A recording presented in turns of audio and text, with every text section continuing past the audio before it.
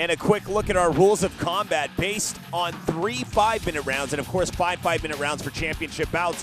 And, of course, in the amateur division, that changed to 3 3-minute rounds. And, of course, 5 3-minute rounds for championship bouts in the amateur division. It's based on the 10-point must system, judging criteria. And to get things started, we'll go ahead and throw it to the cage.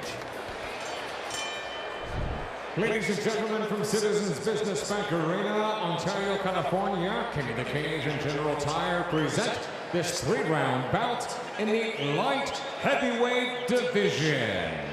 Your referee in charge of the action, Frank Tree. Introducing first, in the Lucas Oil blue corner, standing 6 feet tall, official weight 206.8 pounds. Ladies and gentlemen, from Blythe, California, presenting Dion Wilson. His opponent across the cage, fighting out of our General Tire red corner, stands at 6 feet tall as well. Official weight 208.8 pounds. He represents Adrenaline MMA. Ladies and gentlemen, from Montclair, California, presenting Ramsey the Bully Cesares.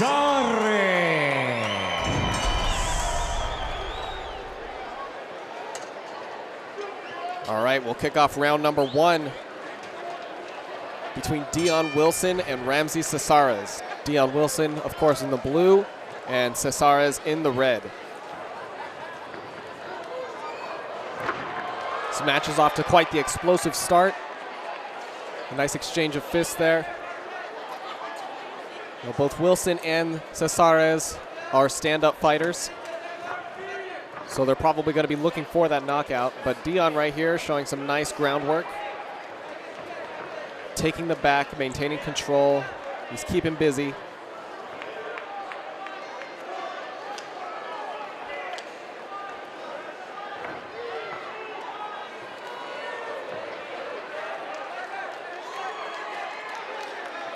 Ramsey's making good use of the hands, maintaining a decent defense. And Dion gets the takedown. Dion looking to take the back.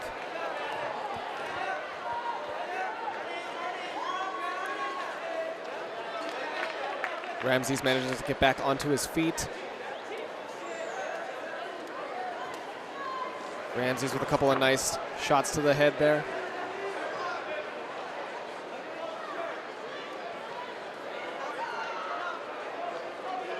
Both fighters doing a very good job of staying busy, softening each other up.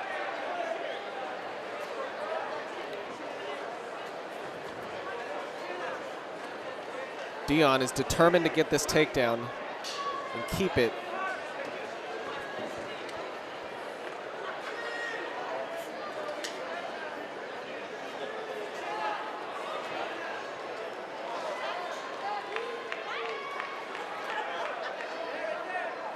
Ramsey still doing a good job of defending. And Dion's really going to have to think about changing his strategy here. He's wasting a lot of energy. He's not making a whole lot of progress. Coming up just under a minute of round number 1.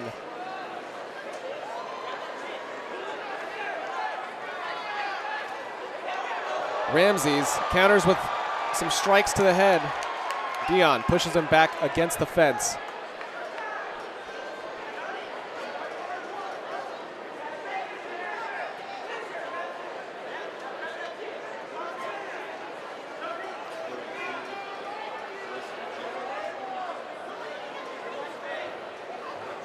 Dion still working for control. Ramsey's getting some time to rest here up against the fence.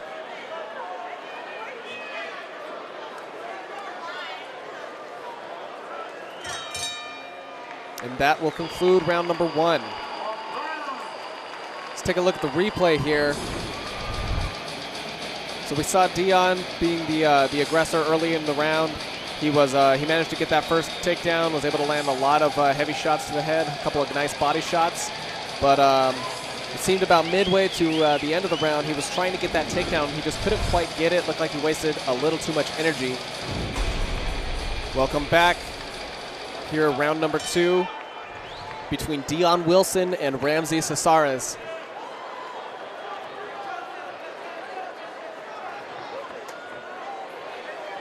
Dion, of course, in the blue. Ramsey's in the red.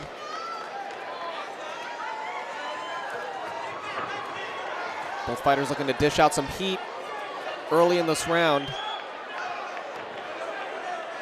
Ramsey's taking a turn for the aggressor.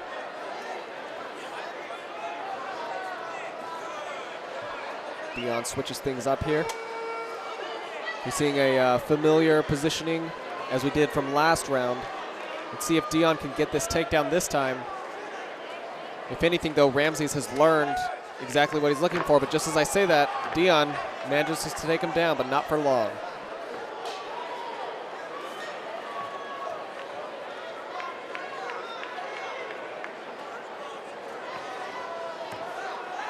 Ramsey's doing a good job at defending here. Ramsey's countering with some nice jabs.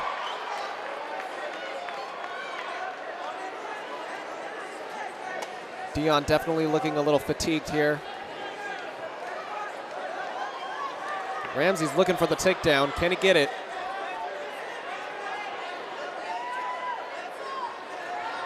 There it is. Nice clean takedown. That looked like something Dion was looking for, but Ramsey was able to secure that rather quickly.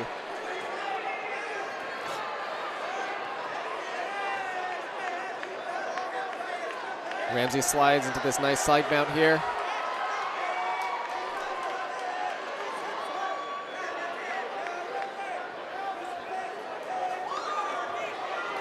Ramsey's in the ideal position here, taking the back.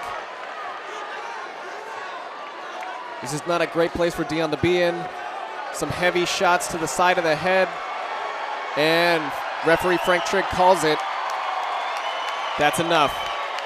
Yeah, those are some heavy consecutive blows. Looks like Dion was not able to defend from that. See the replay. Dion was able to get that early takedown, at least that takedown attempt, but Ramsey was able to counter really well, was able to get his own takedown, but once he got Dion on the ground, it looked like he was in the zone, would manage to take the back and land the necessary strikes.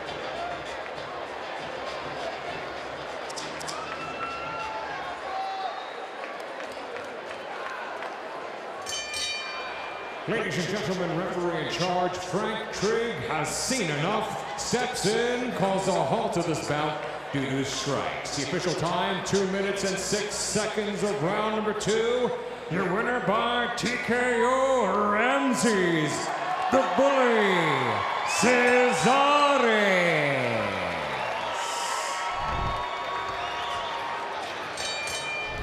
Ladies and gentlemen, from Citizens Business Bank Arena, Ontario, California, King of the Cage and General Tire present this 3-round bout for the vacant amateur welterweight King of the Cage Championship. Your judges, Mark Davidson, Jackie Denkin, and David Michael Bell. After the bell rings, your referee in charge of the action, Mike Beltran.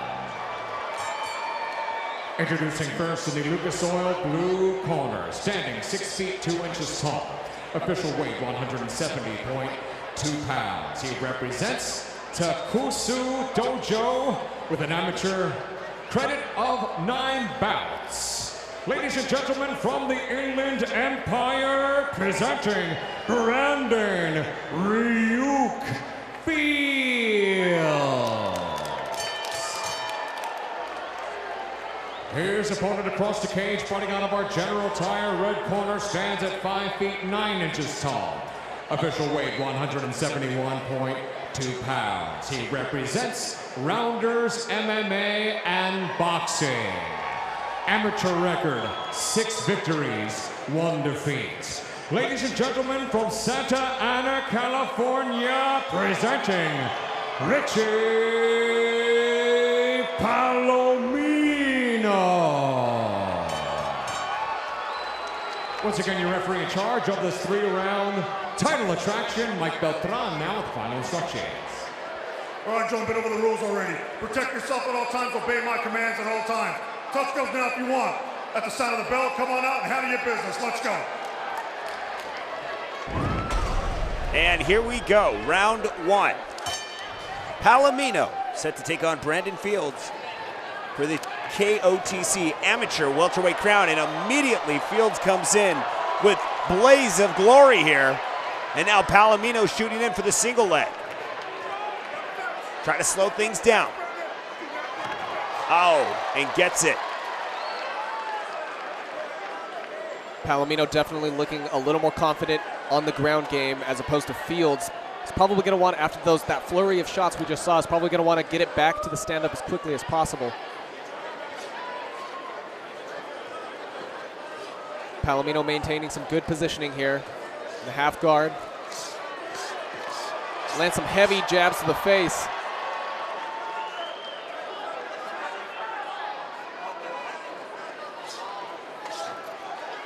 Fields having a hard time defending from this.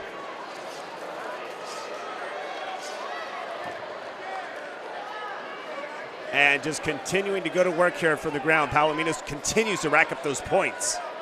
And Fields has just been kind of stuck in a situation where he can't get out of. Started out, though, with, guns blazing and everything, man. He came out swinging. And immediately neutralizing the situation is Palomino.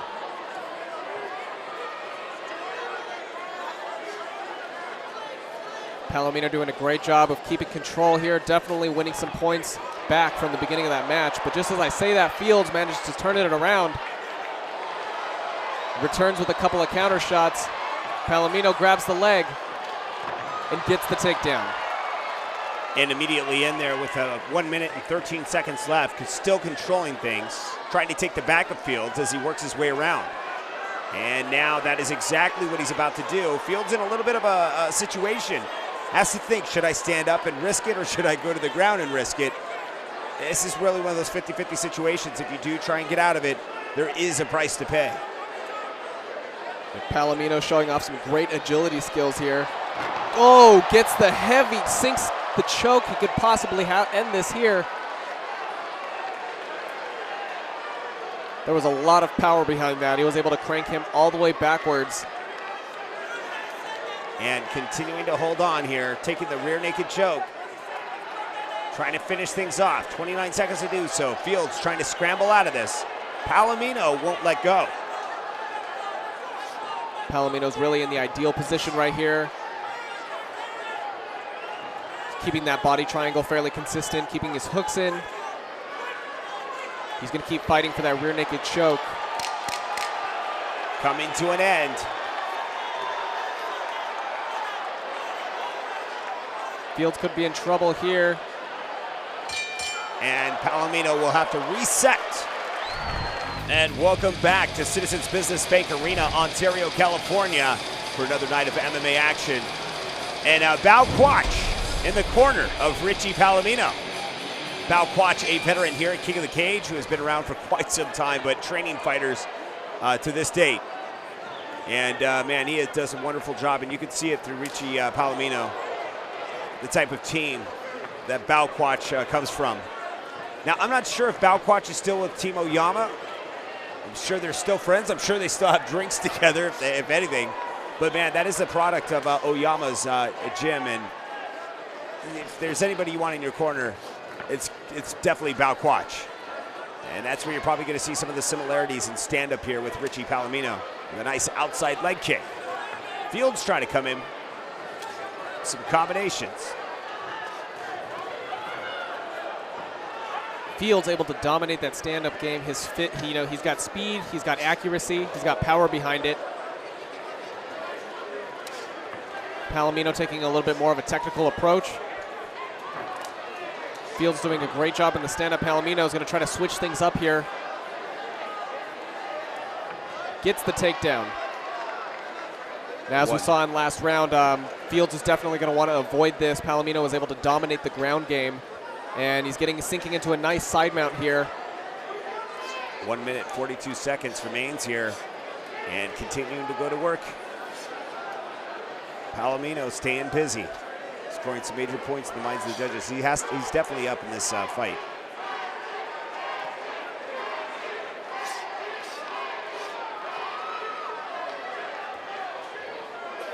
Palomino most likely looking to take the back again. It was working out rather well for him the last round. Fields just trying to defend from these jabs to the face here. And Fields just taking it, man. He is just like frustrated, hasn't given up, but just, man, needs to find a way to get out of here. This is not scoring any points. It's doing him no justice. He's got to get back to his feet and utilize that reach advantage. We saw what Richie Palomino did in round one. He was able to control things and control the pace. And now Fields is trying to fight this, but almost getting back to his feet. Palomino sucks him right up. Back to the ground they go.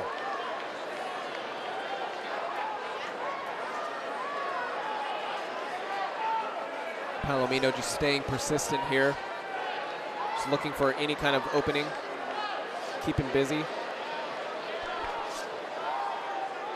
Throwing just enough strikes so that referee Mike Beltran doesn't split it up early. This is exactly where Palomino wants. If he can keep it on the ground for the rest of the match, this round will most likely go to him.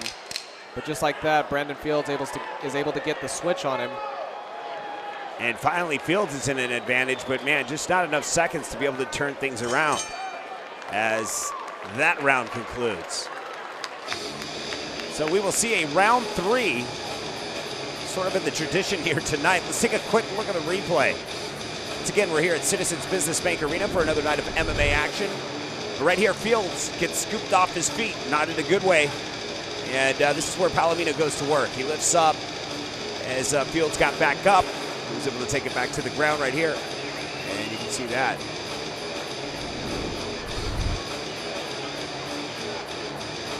Now Fields was really able to dominate that beginning of the last round on the stand-up. He was able to land those strikes. He's a little bit quicker. He hits a little bit harder than Palomino does, but Palomino quickly realizes all he has to do is take him down to the ground, and almost renders all of his technique useless.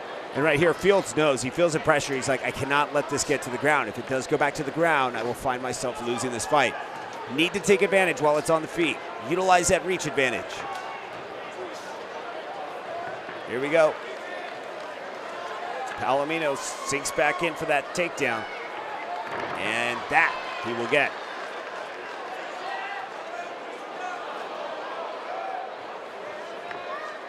Fields able to hold his own at least on the ground, but not able to get as much control as he would like to.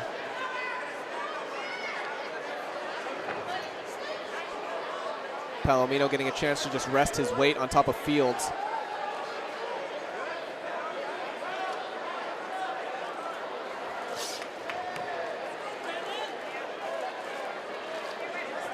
Fields fighting to keep things tight, trying to deter Palomino from getting any space to move and make progress. Fields get a little bit of the turnaround here.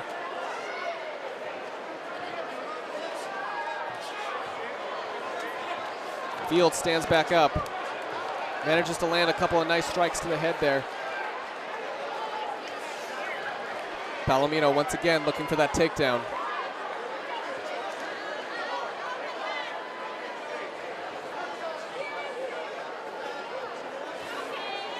And he gets it. Palomino's really starting to get a technique down. He knows, I think he's starting to adapt to Brandon Fields' strategy. He knows exactly what he needs to do, and he's hitting that mark every single time. Yeah, he absolutely is, and he continues his work here.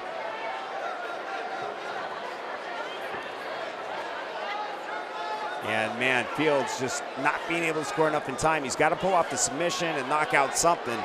It's just not going to end nicely if this does go the distance, especially with Palomino being up 2 rounds. Fields looking to possibly get an armbar here, but not quite in the best position. Palomino slips out.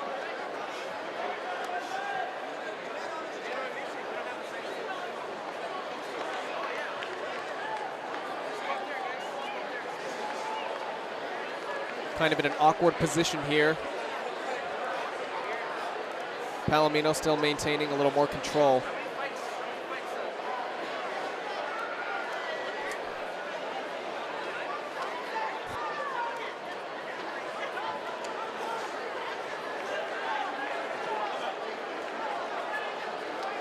And it's just been a rough road for Fields here tonight. Palomino just controlling the pace of things, really controlling the entire fight.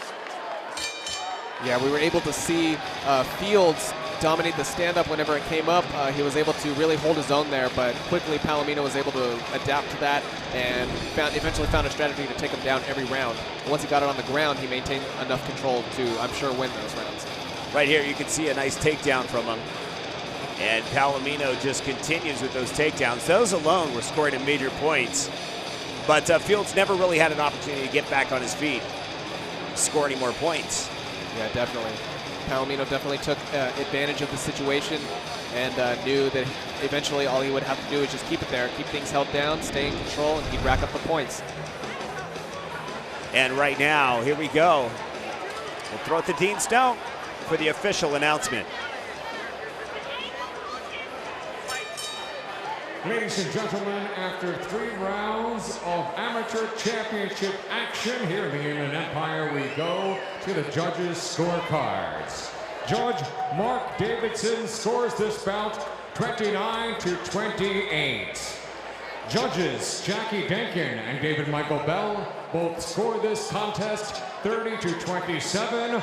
All 3 in favor of your winner by unanimous decision and new amateur welterweight world champion, Richie Palomino.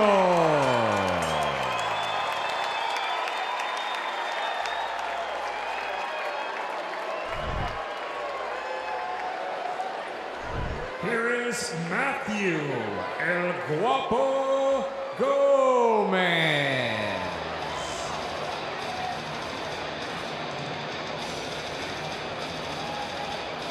Matthew Gomez now heading to the cage.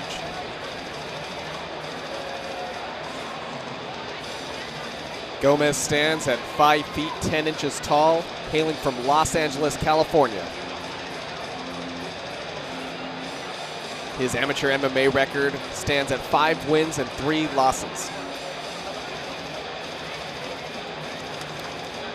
A familiar fighter here at King of the Cage. We've seen Matthew Gomez fight on multiple occasions. Very explosive, very strong fighter.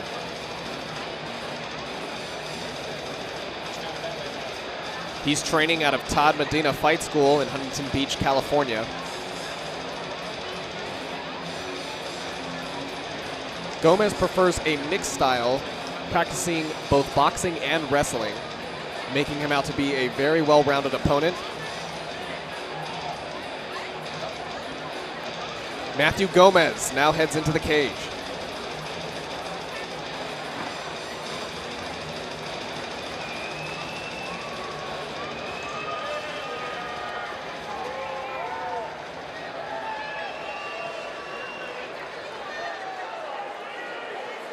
Here is Blake the Builder.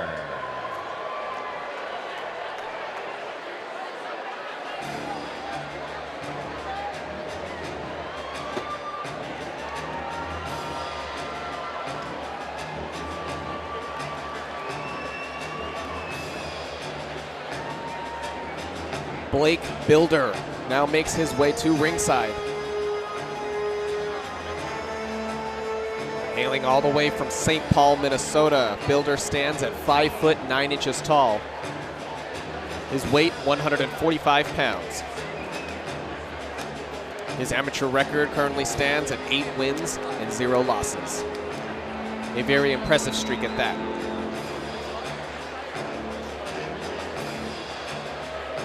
Builder trains out of Team Oyama in Irvine, California, and practices what he calls a Mexican judo style.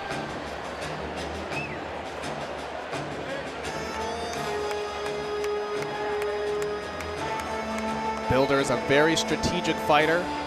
He's known to wait for his mark and find the perfect opportunity to strike and take down his opponents. So Matthew Gomez is really going to have to watch out for that and really be careful and be cautious of Builder.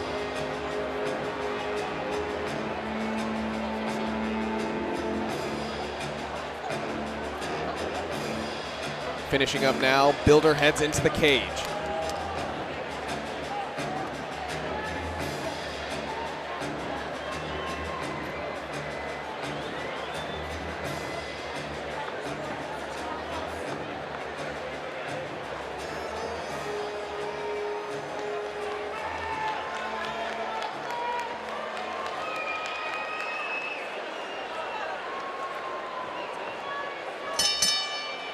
Ladies and gentlemen, from Citizens Business Bank Arena, Ontario, California, King of the Cage and General Tire present this 3-round bout in the lightweight division.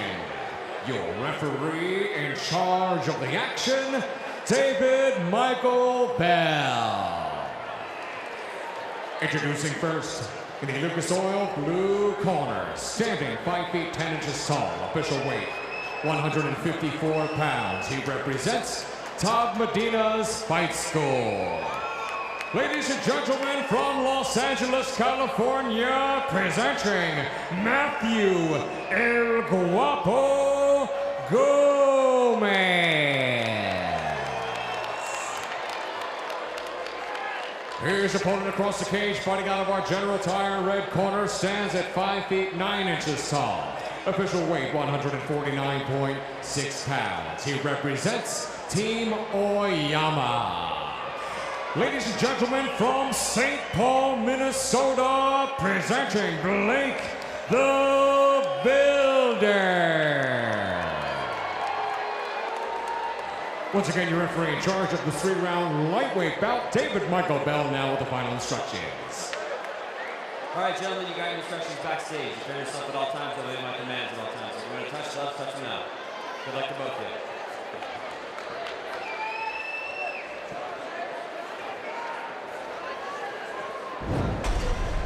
you. And here we go, round 1. Matt Gomez in the blue corner, Blake Builder in the red corner. And to distinguish the corners, you just look at the tape on the gloves, and right now a high kick ends up paying the price for that. Gomez trying to bring the heat, but Builder is able to overwhelm him. Builder looking for that takedown. Yeah, Gomez holding on here, not letting go. And Builder just methodically working through this, patiently awaiting his chance to break that head out, which would be any minute here as he twists around. He's got a lot of explosive strength. You can see it. Got to be careful. Gomez ain't letting go. And this is where it becomes really difficult, especially the guys just got started. Oh, and a nice takedown. Almost sort of twisting the arm there, and he gets right out. The control and strength of Builder, he's displaying it perfectly. He's keeping very, very calm about it. He's not using up too much energy. It's got to be somewhat frustrating for Gomez, where he's like, man, I almost had this, and then he's like, how dare you take me down? And rolling around, holding onto that limb. Builder's getting a little crafty here. Gomez just having so much explosive energy inside of him. He's still bursting out. The Builder just climbing all over him, showing a lot of agility here. Possibly locking in the choke with the legs. Oh, and that's it. I can't say the last time I've seen that submission. It is old school. I mean, it was really hard to tell from that angle, but that is one of the only times I've seen that was Aaron Witherspoon against Anthony Lapsley in 2008. What could be called a inverted triangle. I mean, I hate to call it that. I mean, I'm sure there's a better term for it, but that's what I've seen it go down as in the past. And that's what the judges wrote it down as in the past, so you got to go with what the judges know. But what do I know? I've seen so many fights. What do I know, right? Here we go. Just backwards, and man, Gomez becomes a victim of that. And he's like, man, that's the last thing you want to go out at, getting it under a triangle, but that way, oh man. Ladies and gentlemen, the official time, 1 minute and 25 seconds of round number 1. Your winner by tap out via an inverted triangle, Blake the Builder.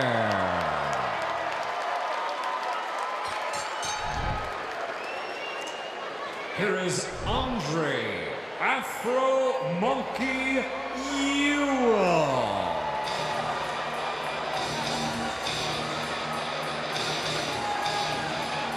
Andre Ewell now making his way to the cage.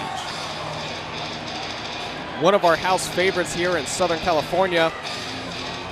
Fighting out of Moreno Valley, he stands at 5 feet 11 inches tall. His weight, 136 pounds. Ewell's pro MMA record currently stands at 10 wins and 4 losses.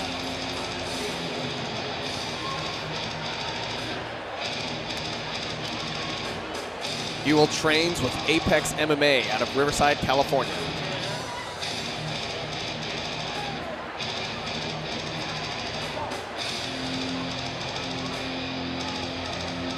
He self-describes his style as monkey flow, influenced by the late great Bruce Lee. We've seen Ewell fight here at King of the Cage many times before, always an explosive fighter, always giving a very entertaining experience.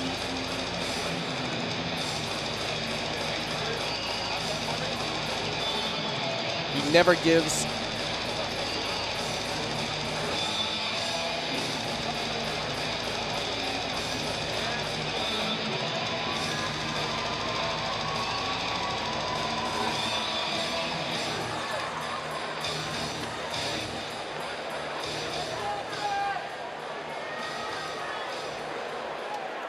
Here is Gustavo Lopez.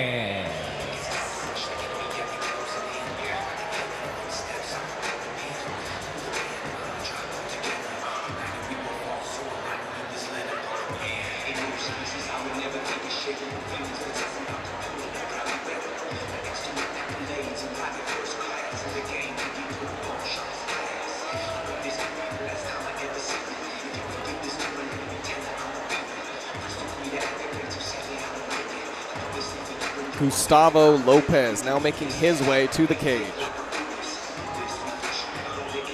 Hailing from Wapato, Washington, Lopez stands at 5 feet 5 inches tall, weighing in at 135 pounds. His current pro MMA record stands at 8 wins, 2 losses.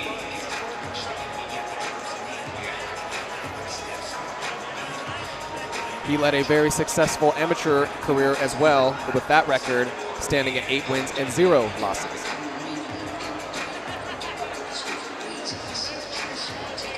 Lopez currently trains out of Extreme Couture Gym.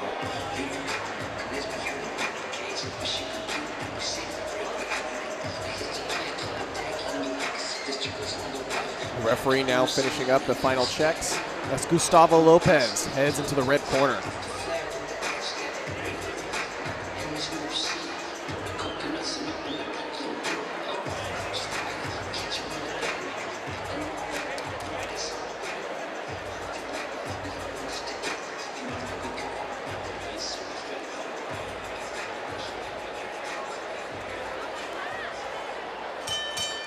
Ladies and gentlemen, from Citizens Business Bank Arena, Ontario, California, King of the Cage and General Tire present this 3-round bout in the flyweight division.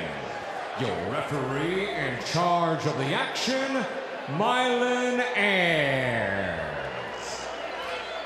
Introducing first, the Lucas Oil blue corner, standing 5 feet 11 inches tall, official weight 135.8 pounds. He represents Apex MMA. Ladies and gentlemen, from Moreno Valley, California, presenting Andre Afro Monkey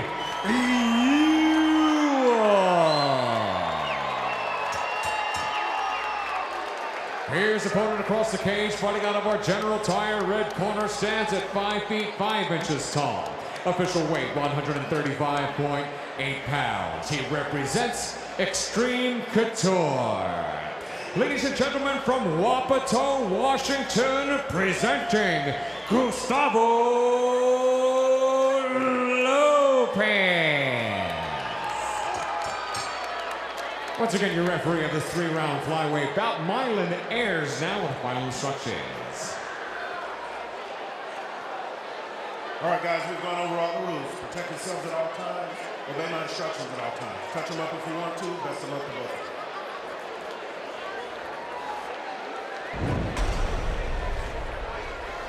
And here we go, round 1. Andre Ewell in the blue tape gloves and Gustavo Lopez in the red tape gloves. Here at Citizens Business Bank Arena, look, starting to pack up here tonight. Very excited. As we head off into our next matchup, we head on to the pros. Andre Ewell, very fast with his hands, but make no mistake, his feet, when it comes to those outside leg kicks, is where you're gonna be looking for. And man, immediately And a big smile from Lopez. That means it hurt most of the times. But Lopez in it, he's like, man, this is just the beginning. He caught him. Yeah, these are two fighters with two very great records. Lopez, on the other hand, he has just an iron chin. He can take punches all day long, as we've seen in the past. Andrew Ewell, quick on the feet, able to get out of harm's way fast and quickly.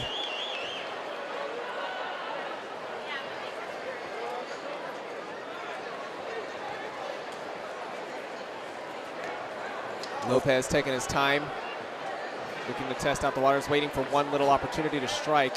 Lopez is kind of like, man, I got a little bit of sample, a little bit of taste earlier in round one, and makes it a little difficult for him when he's like, man, I really want to throw a shot in, but I don't want it to be the last shot of the night. And taking one to the chin on his way in. Because Ewell's just keeping him at bay. Look at this. Keeping him on the outside. And Lopez is just trying to find a way in. And every way in is a risk. Look at that. Takes one on the chin. It's almost a gamble. It's like, man, am I going to, is it really worth that right that may not even cause any damage and to take one and get clipped on the chin? Right here, Ewell is on it.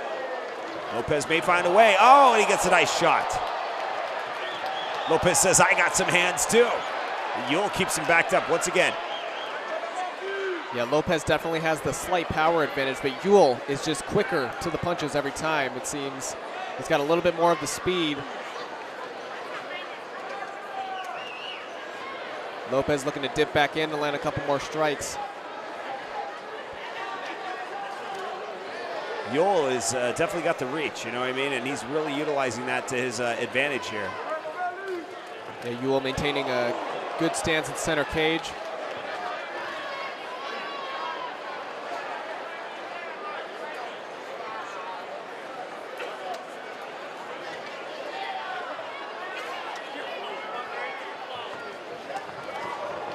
Backs up once again. More shots. Oh, we got a little bit of blood coming out of Lopez, and Lopez with a nice high kick there. Ewell, really pressing forward those body shots. It's only a matter of time if that lands right on the liver, man. It is lights out, basically, for Lopez.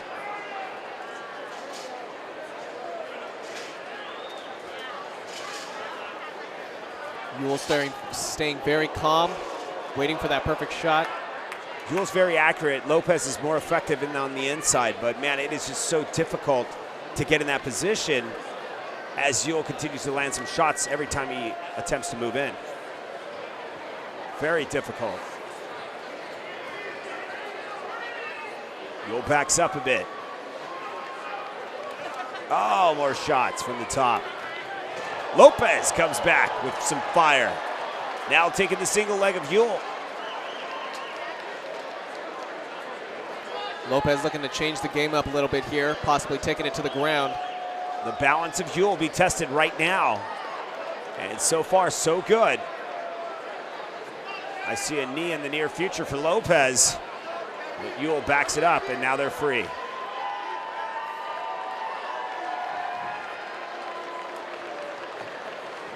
Lopez putting on a little more heat now. You can see the confidence rise in Lopez. He's able to control things there just for a little bit. Now it's sort of a resetted position. Now has to work for it once again. Ewell's just ready. He's luring him in. He wants that. And it's where he's most. Oh, man. Lopez in a bit of trouble. This could be the beginning of the end. And I was wrong. Look at Lopez is still hanging in there. He still has an opportunity. Trying to lock that ankle. Takes another shot from the top. Rolling over. Like I said earlier, Lopez, he has an iron. He's able to take shots all day long, but Lopez is out. Good night. Eventually, it's just too many. Man, Ewell comes out. Has the chin to back up the hands. Let's take a quick look at the replay. My God, look at this. As if this wasn't enough in the beginning. Lopez shows he had a chin. Right here, I thought he was in trouble. I thought he was going to get hammer fist away. Booyah! And then right there, it's over. Amazing reflexes displayed by Ewell there. And we throw it to Dean Stone. Ladies and gentlemen, the official time, 4 minutes and 44 seconds of round number 1.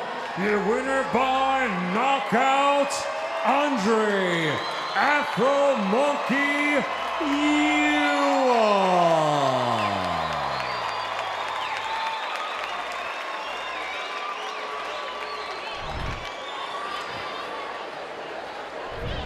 Here is Anthony Hot Stepper Hernandez.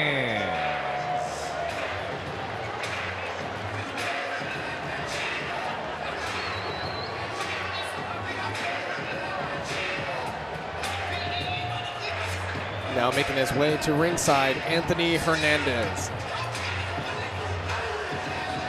Hailing from San Dimas, Anthony stands at 6 foot 3 inches tall, weighing in at 185 pounds. His current MMA record stands at 7 wins and 2 losses, 6 of those wins resulting from knockouts. Hernandez trains out of Black House, CM Boxing Stables, and Modern Warrior. Anthony is a known heavy hitter here at King of the Cage. We've seen him plenty times before. He has great knockout capability, so he's very dangerous on the stand-up. His opponent is really going to have to be quick and watch for those hands because it only takes 1 or 2 hits, and that could be the end of the match right there and then.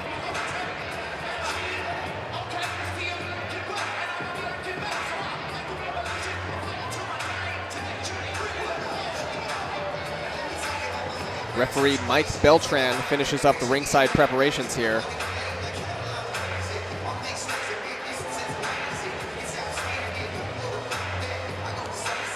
Anthony Hernandez heads inside the cage.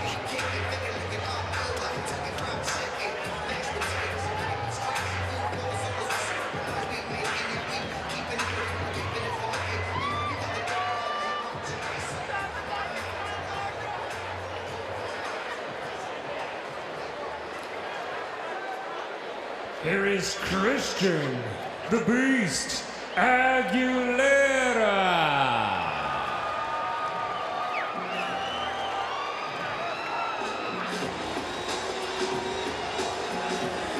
Cristian Aguilera now making his way to ringside. Hailing from Whittier, California, Aguilera stands at 5 feet 9 inches tall. His weight currently posted at 140. His pro MMA record stands at 9 wins and 4 losses, 7 of which were knockouts. This is going to be a very exciting match to see between these 2 heavy hitters. Both of these guys have the capability to knock any fighter out with 1 punch. It's really going to come down to who's got the tougher chin and who's got the best durability.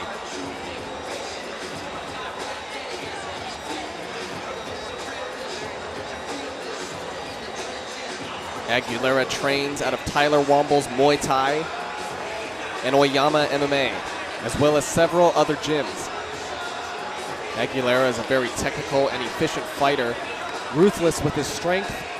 He's able to take down opponents as quickly as possible.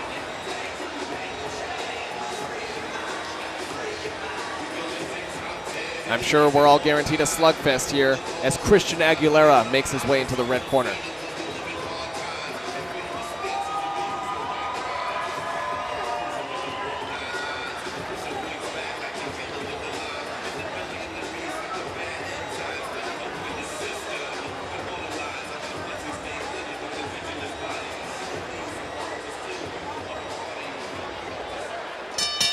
Ladies and gentlemen, from the sensational Citizens Business Bank Arena, Ontario, California, King of the Cage and General Tire present this 3-round bout in the welterweight division.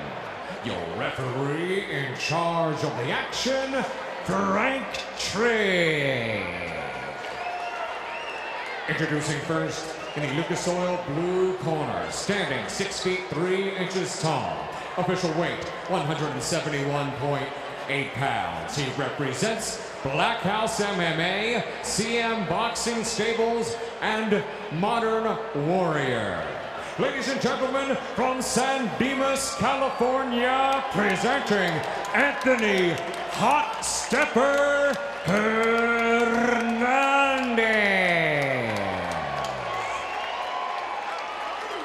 Here's opponent across the cage, fighting out of our General Tire red corner, stands at 5 feet 9 inches tall. Official weight 169.8 pounds. He represents Team Oyama, the Classic Fight Team, and Raw Talent Boxing.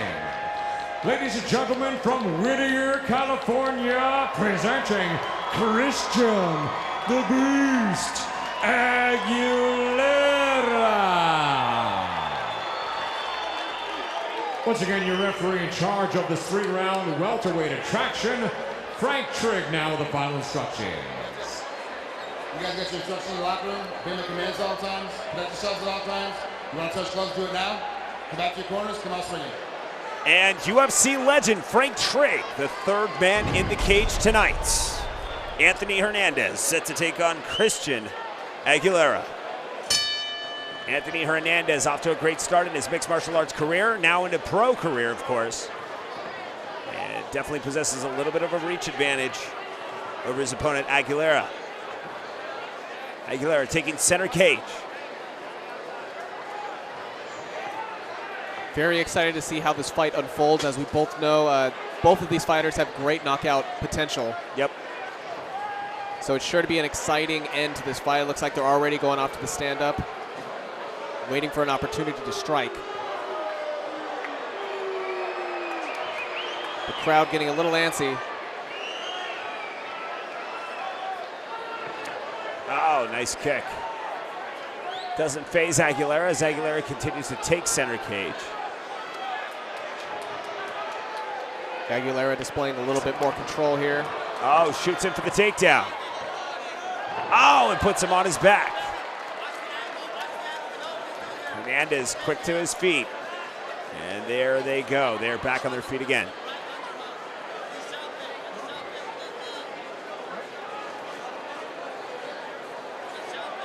Fighting out of Team Oyama. Colin Oyama, who's been training fighters for years, some of the best fighters in the world. And it's just good to see his team get back in here once again here at Citizens Business Bank Arena, Ontario, California. Aguilera persistent with the takedown attempt. Man, we want to thank all the fans out there tonight for joining us. Coming here to the show locally here in the city of Ontario.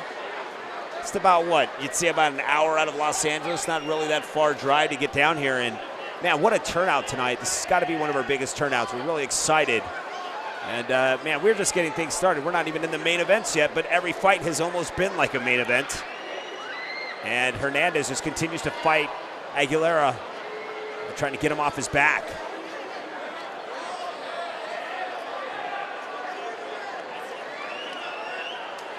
It's always a great audience here.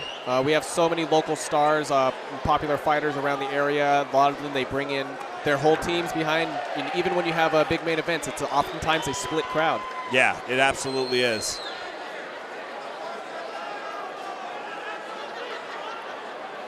Aguilera controlling the situation here. Thus far, doing a good job.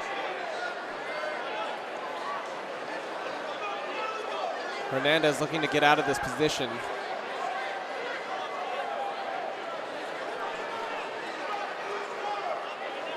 Little over 2 minutes left here in this round. Aguilera lands some heavy strikes. Oh, Hernandez in trouble, and that is it. Aguilera victorious. Pulls off the victory here in the first round. Great job done by Aguilera. Just like that, Aguilera was able to overwhelm Hernandez for just a few brief seconds, but it was enough for Frank Trigg to call it.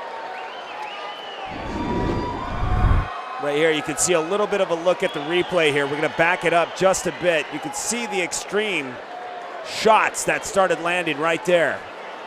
And this is where it really got bad, right there on the chin. A little bit right there, and that's it. They called it.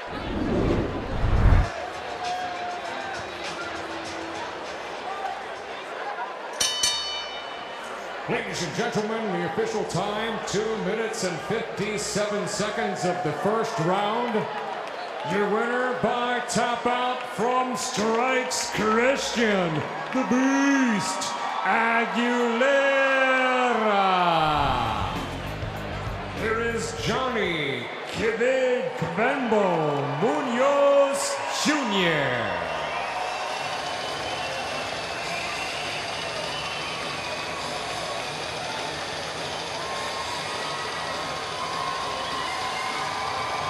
Johnny Munoz Jr. now making his way to the cage.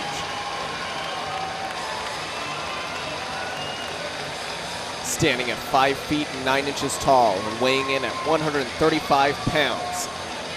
Johnny Munoz Jr. is a fan favorite here in Southern California, hailing from Sequence Gym. An extremely well-rounded fighter. You know, Johnny Munoz can, whether it's on the stand-up, whether it's on the ground, whether it's in between or switching back and forth, it doesn't matter. This guy can get through any opponent that's put in front of him. He's very adaptable. He could switch and change his technique whenever he needs to fit whatever his opponent's style is. He's a very, very tough opponent to beat.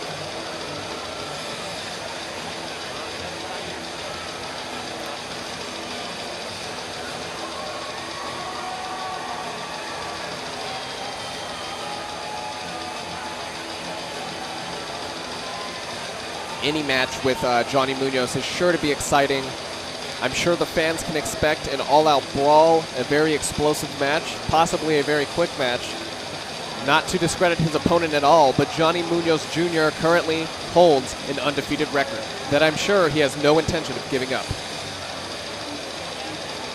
Munoz holds a black belt in Brazilian Jiu-Jitsu, and if that says anything about his ground game, it's to be careful and watch out.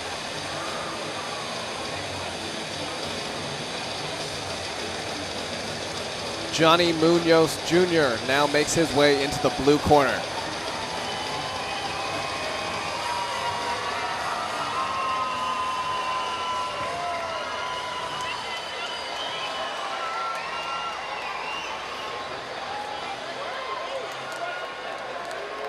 Here is Mauricio the Shark Diaz.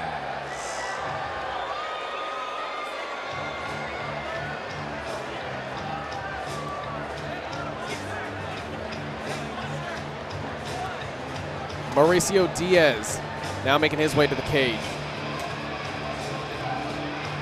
Standing at 5 feet 7 inches tall and weighing in at 135 pounds.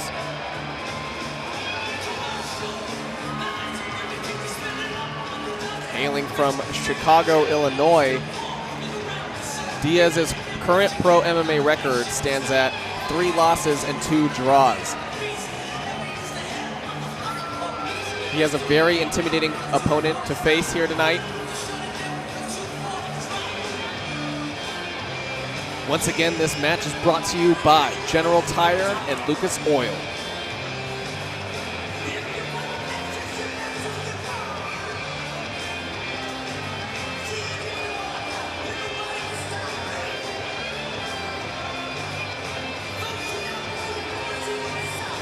And it looks like we're finishing up our cage side preparations.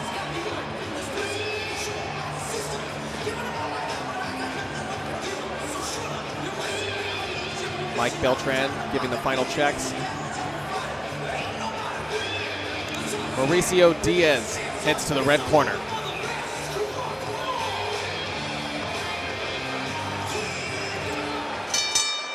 Ladies and gentlemen, from Citizens Business Bank Arena, Ontario, California, King of the Cage and General Tire present this 3-round bout in the flyweight division. Your referee in charge of the action, Mylan Ayers. Introducing first, the Lucas Oil blue corner, standing 5 feet 9 inches tall. Official weight 135.8 pounds. He represents Sequence MMA. Ladies and gentlemen, from Norco, California, presenting Johnny Kid Kamaka Munoz Jr.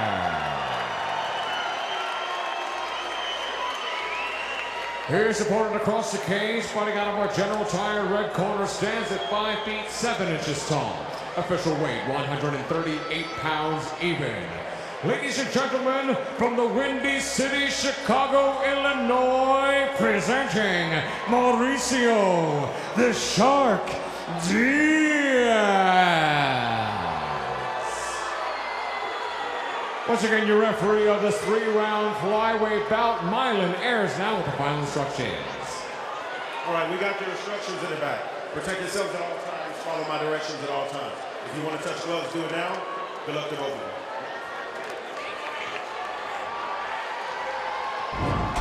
And here we go, round 1. Johnny Munoz making his way back here to King of the Cage. Off to a great start in his career, undefeated in his professional career as he gets set to take on his opponent. Very tough, formidable opponent, Mauricio Diaz.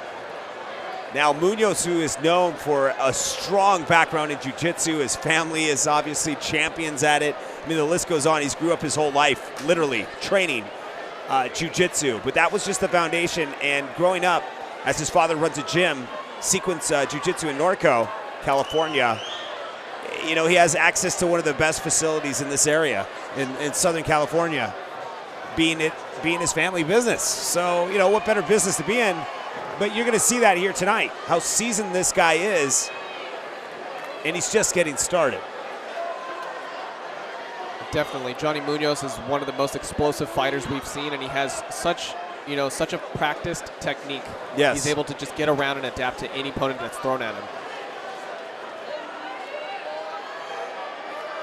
You and I were like talking about this. This kid is so smart. You know, he goes to college. He's got some, you know, he's got brains, okay? And he's in school. He's doing the right thing, and he's fighting and on the weekend because this is what he does, you know. And I gotta say that this guy is almost like Peter Parker in a sense, like that. Like he's a superhero by at night, and by day he goes to school and does his thing. I bet you none of his friends, unless they've seen him on TV or know him, realize that this guy is an MMA fighter walking around school. That's the one guy you don't want to even take lunch money from or ask from, dude, because he'll make you eat it, his lunch money. But right now, Munoz getting taken down. As we say this, Mauricio, I said, is a very tough opponent. Tonight, Johnny Munoz being tested with the experience of Mauricio. Munoz staying calm, working the turn on the body here. Gets an opportunity. This is the last place you really want to be, though, with Munoz. I mean, honestly, why would you want to go to the ground with this guy? Yeah, jiu-jitsu is in this guy's blood. He will grab any limb you give him. This is a very, you know, oh, why? Back down. Why? Why would you do this? Mauricio loses. Like I said, you give that kid a limb, man, and he will rip it, he will take it, and he will make you pay dearly for it tonight. Man, that is so impressive. Fighter gets sloppy, Munoz goes, all right, let me show you something here. Totally taught him a lesson, humbled him. Look at this. Totally told him to come back in. Diaz takes the bait. Oh, man, totally took the bait. In a matter of seconds, one turn. Munoz just comes in and just big exclamation mark at the end of that fight. Man. Ladies and gentlemen, the official time, 2 minutes and 14 seconds of round number 1. Your winner by tap out via heel hook, Johnny Kid Kvembo Munoz Jr. And now, Southern California, put your hands together. This is our co-feature of the evening. 3 rounds of MMA in the lightweight division. Introducing first, in the Lucas Oil blue corner, standing 5 feet 7 inches tall. Official weight 153.8 pounds. This Apex MMA fighter has a professional record of 6 victories with 2 defeats. Ladies and gentlemen, from Richmond, Virginia, presenting Austin Beast from the East, Wilson.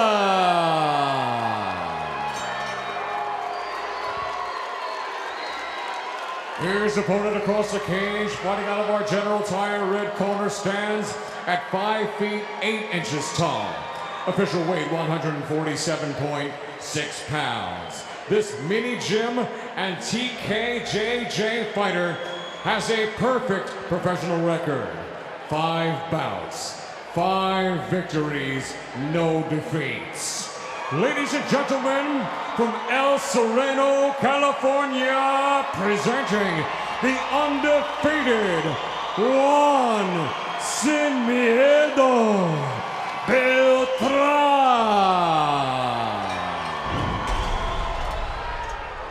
Here we go, round 1. Austin Wilson set to take on Juan Beltran. Scheduled for 3 5-minute rounds. And both fighters engaging here on the feet. Frank Trigg, our rep for this matchup. And if you think Frank Trigg's looking familiar, he probably is.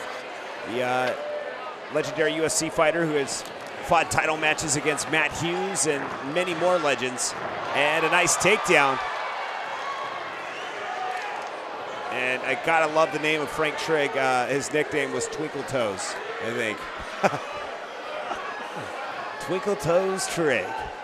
But now a ref. I mean, it's good to see him in the cage. And it's great to see experience in the cage, you know? Better to protect you. And right now, a fighter's just scrambling for position.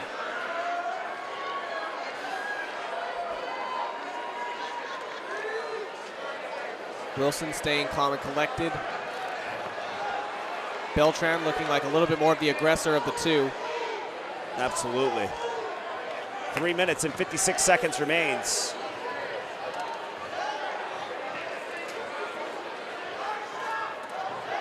Beltran throws some heat.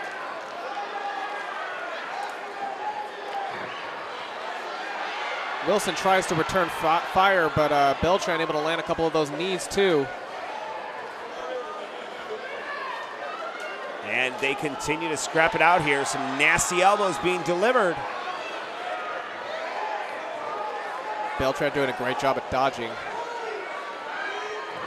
Beltran with a nice outside leg kick. They meet in the middle. Beltran looking to take the top position and immediately into full mount.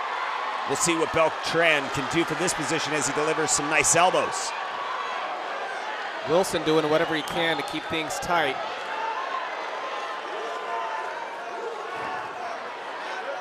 Beltran making good use of those chest slams.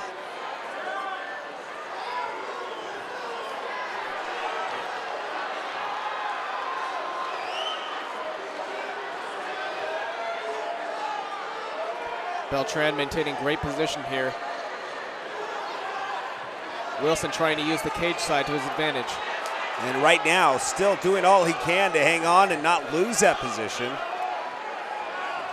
And working that arm. Oh, and that's it, just like that. Very smart move on Wilson to tap early on there. As you know, all it takes is few more inches of rolling and your arm could be popped and messed up for the next however many months. Yeah, you know, even before the ref stopped it, that was very professional on his part. You know, because Beltran just let go immediately before Frank Trigg stopped in there. So that's a really good job. Very quick. Ladies and gentlemen, the official time, 2 minutes and 33 seconds of round number 1.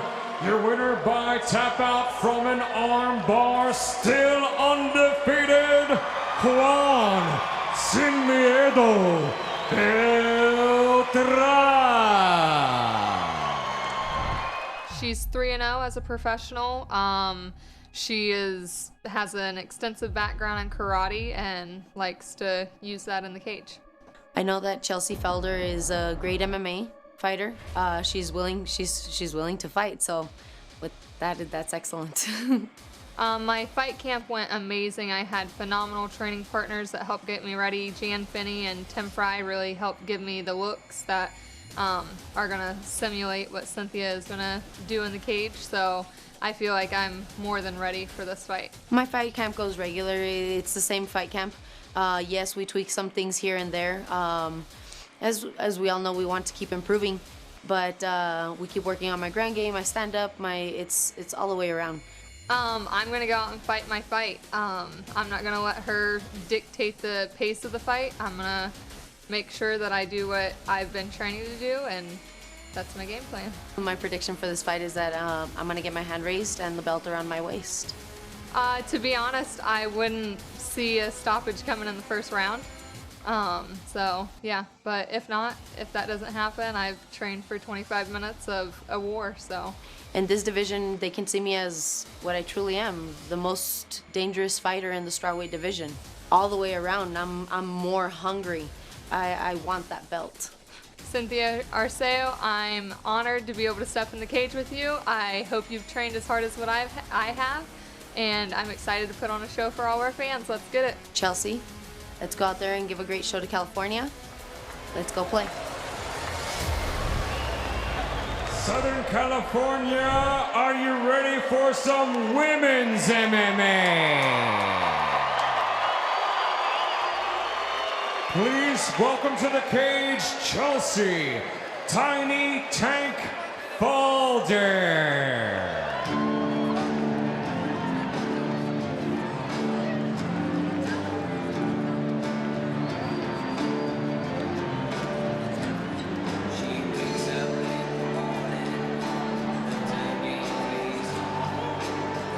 Chelsea Tiny Tank Falder now makes her way to the cage.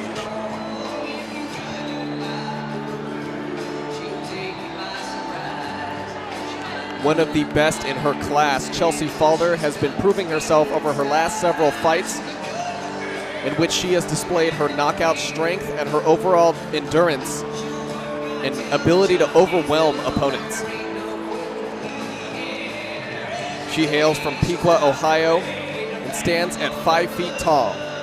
Weighing in at 115 pounds, her pro MMA record stands at 1 win and 1 loss. Her amateur MMA record, however, stood at 7 wins and 1 loss. Falder trains out of Fightopia MMA in Piqua, Ohio. She is a very well-rounded and diverse fighter. If she needs to take it to the stand-up, she has knockout capability and is the ability and speed to throw hands, no problem. And if things get taken down to the ground, that's no issue for her.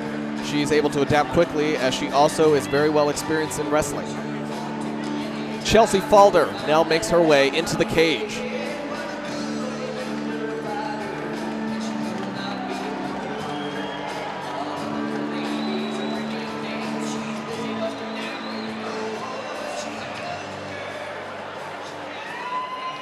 Here is Cynthia Sin Arceo.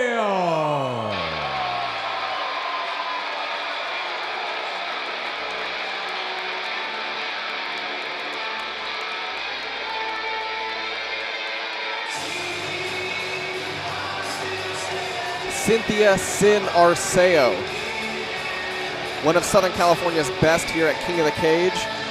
She hails from El Paso, Texas. She stands at 5 feet 4 inches tall, weighing in at 115 pounds. Her pro MMA record currently stands at 3 wins and 0 losses. All 3 of those wins due to knockout. Her amateur MMA record prior to going professional stood at 7 wins and 2 losses. Arceo trains out of USAK in El Paso, Texas, and Lutrell Yee MMA. Of course, Arceo's signature technique is characterized by her Taekwondo experience. Her devastating kicks and strikes move forward like a bulldozer. Utterly aggressive and always able to follow through, Cynthia Arceo has proven to be one of the strongest women in her division. I'm sure the fans are in for an explosive performance between these two fighters. It's a highly anticipated match. But by the end of this bout, only one woman can come out as King of the Cage strawweight champion.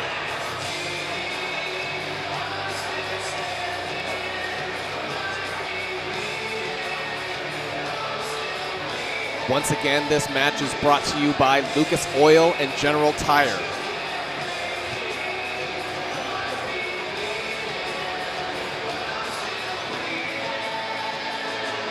And of course, we'd like to thank the venue, Citizens Business Bank Arena here in Ontario, California. It's always a pleasure to have a King of the Cage event hosted here. The crowd looks amazing tonight, and I'm sure they're very excited for the fight to come.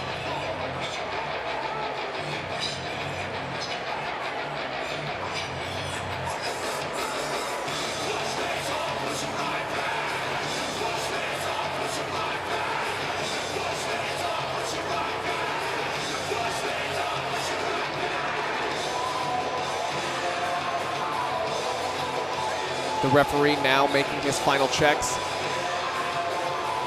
as Cynthia Arceo makes her way into the cage. Coming up next, catch round 1 between Cynthia Arceo and Chelsea Falder. King of the Cage on MAV TV will return after this.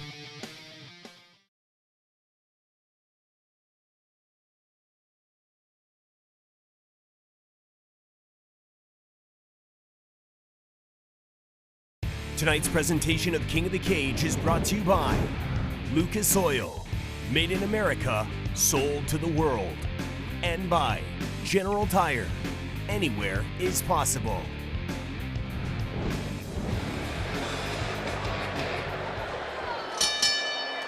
Ladies and gentlemen, from sensational Citizens Business Bank Arena, Ontario, California, King of the Cage and General Tire present this special title attraction live on Facebook. It is sanctioned by the California State Athletic Commission, Commissioner John Carbelli, Chair, Executive Officer Andy Foster. It's in conjunction with King of the Cage Incorporated, President and Founder Terry Trevilcock Jr., Matchmaker Carlos Rivera, Promoter Mike Lowe. The 3 judges scoring this bout will be Mark Davidson, Jackie Denkin, and David Michael Bell. After the bell rings, your referee in charge of the action, Mike Beltran. And now, Southern California, here we go. 5 rounds of MMA for the vacant Women's King of the Cage Strawweight Championship of the World. Introducing first, in the Lucas Oil blue corner, standing 5 feet tall, official weight 115.4 pounds. This Fightopia and Shore Sports fighter has 8 combined victories. Ladies and gentlemen, from Piqua, Ohio, presenting Chelsea Tiny Tank Falder.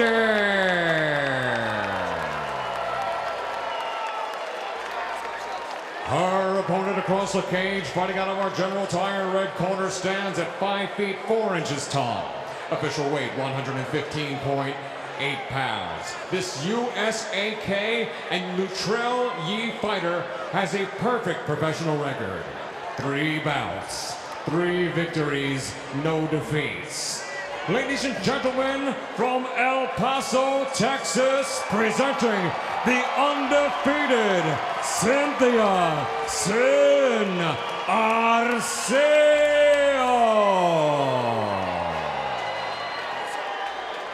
Once again, your referee in charge of this 5-round title attraction, Mike Beltran, with the final instructions. All right, you've been over the rules already. Protect yourself at all times. Obey my commands at all times. Touch gloves now if you want. At the sound of the bell, ladies, come on out. Handle your business. Let's go.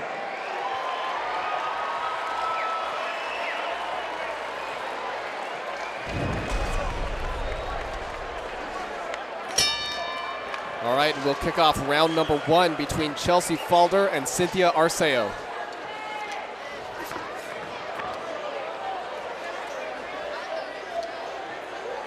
Falder takes the more aggressive approach and gets the slam. Making good use of those head strikes. Trying to climb over into guard, into front full guard.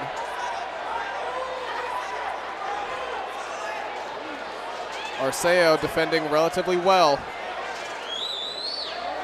Falder settles back in the side mount.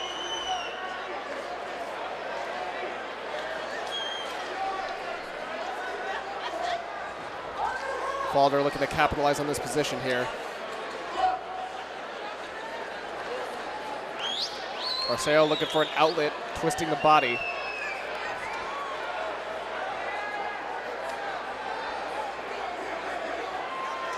Now both Arceo and Falder have worked hard through their divisions for this title, and just like that, Falder manages to land several hard strikes to the head. It's looking rough for Arceo here.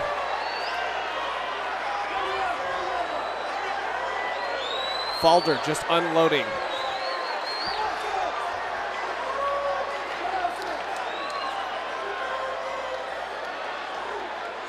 Arceo just being tough, threw it out. Manages to get a better position here. A little bit. Falder still managing to land strikes whenever she can. Falder looking for the arm bar.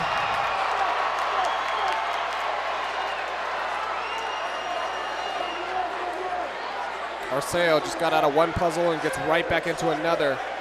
Possibly looking for the slam, can't quite get it. Falder is cranking that arm. Arceo is holding it. Ooh, some heavy knees to the gut. Falder definitely felt that. Was able to loosen up a little bit, change position, exactly what Arceo wanted. Arceo looking for the slam.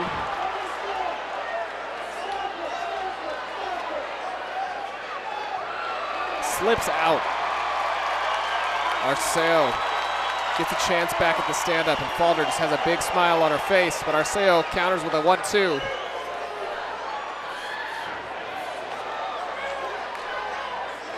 This is possibly Arceo's time to get back ahead. Falder most likely looking to take it back down to the ground. Ooh, a nice kick from Arceo. You know that's what she's famous for, those taekwondo kicks.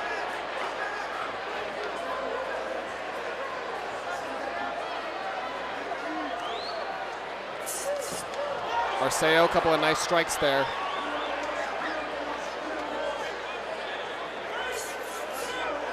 Falder also a great stand-up fighter, but Arceo is just in another world completely.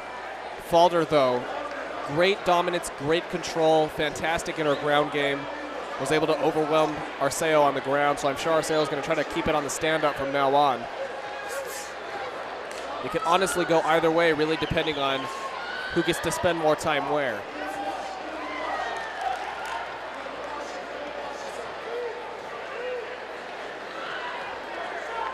Arceo taking center cage.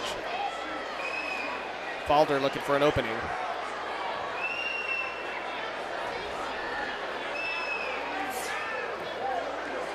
Arceo looking to set up a combo.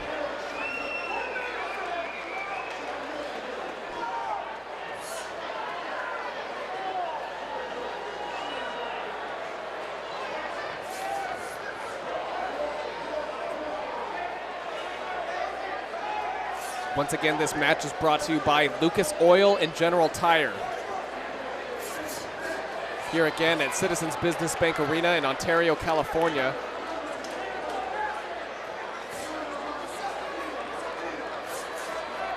Falder still looking for that opportunity. Arceo doing a good job of keeping things distanced.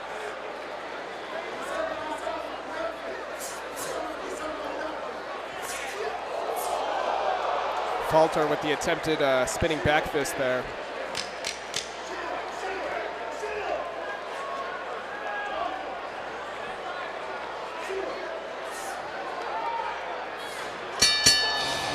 And Arceo finishes strong.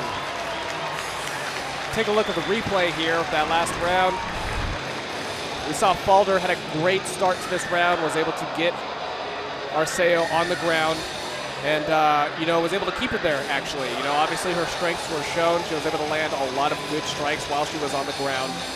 Arceo struggled a little bit to get out of that positioning, but as soon as she got back up, the tables had turned, and it looked like Arceo had taken a little bit of a turn for the better. But if I'd have to pick anybody to take that round, I think Falder just had a little bit more control, dominance in the earlier first half. We'll check out how this fight develops coming up next after the break, round number 2. Welcome back from the break, round number 2, Cynthia Arceo versus Chelsea Falder. Arceo in the red and Falder in the blue. We saw a rather explosive first round. Falder was able to display her great ground work skills. Arceo looking to make up some lost points this round.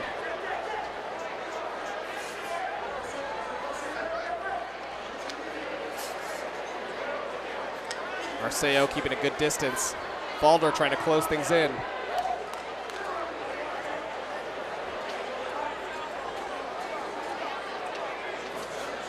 Falder taking a much more cautious approach this round. Arceo starting to adapt.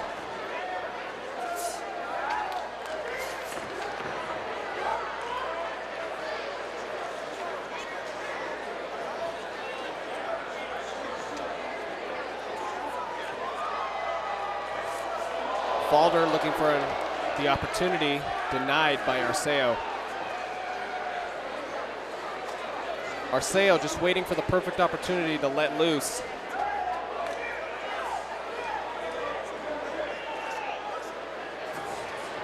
Falder goes in for the takedown, gets the slam, beautiful, but can't quite get into a side. There you go, settles partially into the side mount. That's what she helped to settle for. Arceo did a great job of defending from that, making sure she didn't get to capitalize too much.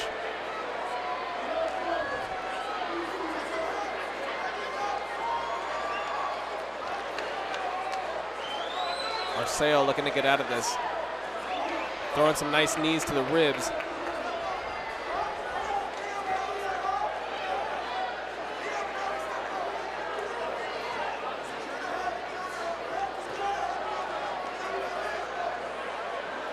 Arceo in a sticky situation here. Falder looking to capitalize in this moment. Trying to go for that full mount.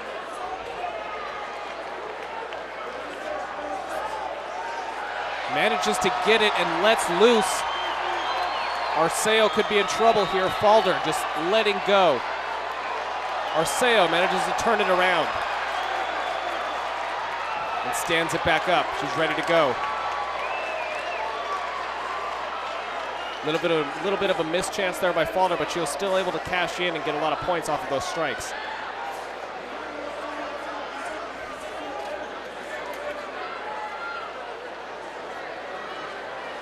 Arceo still looking fresh, looking for the right opportunity to strike. It's a nice little kick there.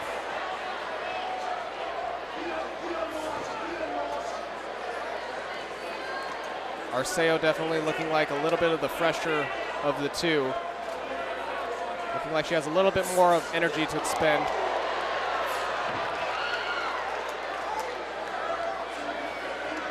Falder looking for another opening.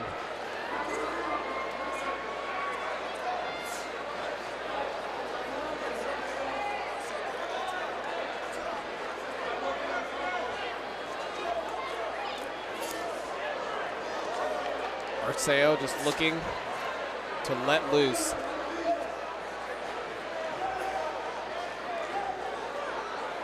Both fighters being very cautious right now, taking time. Arceo doesn't want to overextend because it could, in just a matter of seconds, Falder has shown that she could take her to the ground and keep her there.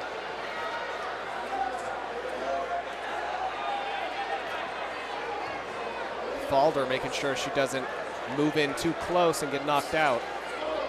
Again with this attempted spinning back fist.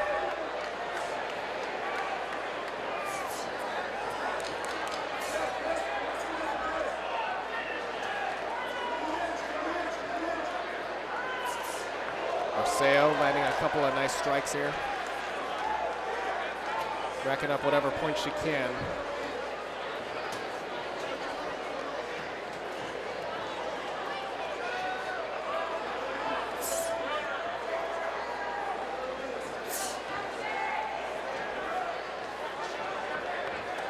coming up on the last 15 seconds here.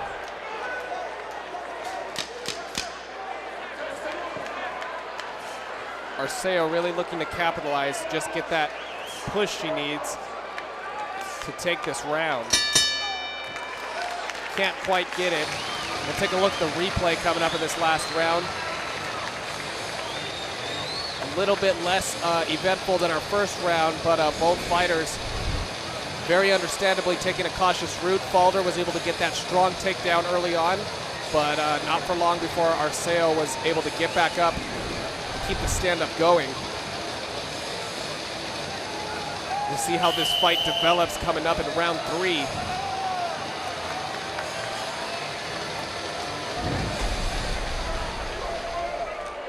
All right, and here we go, round 3. Mike Beltran, our rep for this matchup. And man, what a battle here tonight. Scheduled for 5 rounds, if that be the case. So far, Chelsea Falder has showed some a good wrestling base, takedown skills, but we all obviously know where Cynthia wants to keep this and where her bread and butter is. Not that she can't fight on the ground, it's just right here she just wants to knock her opponent out and put on an exciting fight. Yeah, we saw in both round number 1 and round number 2, Falder was able to dominate and control that ground game, but Arceo started catching on very quickly, and by the mid to late second round, she was able to get out of it no problem. Once Falder was able to take her down, she was able to slip out and get right back into the stand-up where she wants it.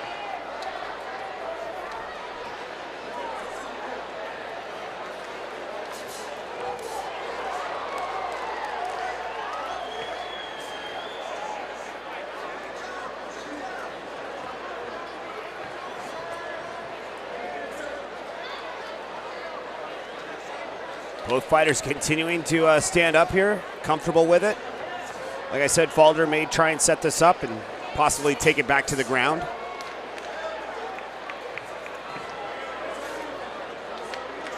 Arceo making use of those dodging skills. She's got a little bit more of the height and reach advantage here. She can really make use of it, especially with those Taekwondo kicks. Yeah, and those are really going to, rack up some points in the minds of the judges. All her stand-up ability, all the shots she's kind of, even if she's attempting and she misses, she's still keeping the aggression level up. And that definitely scores points as well.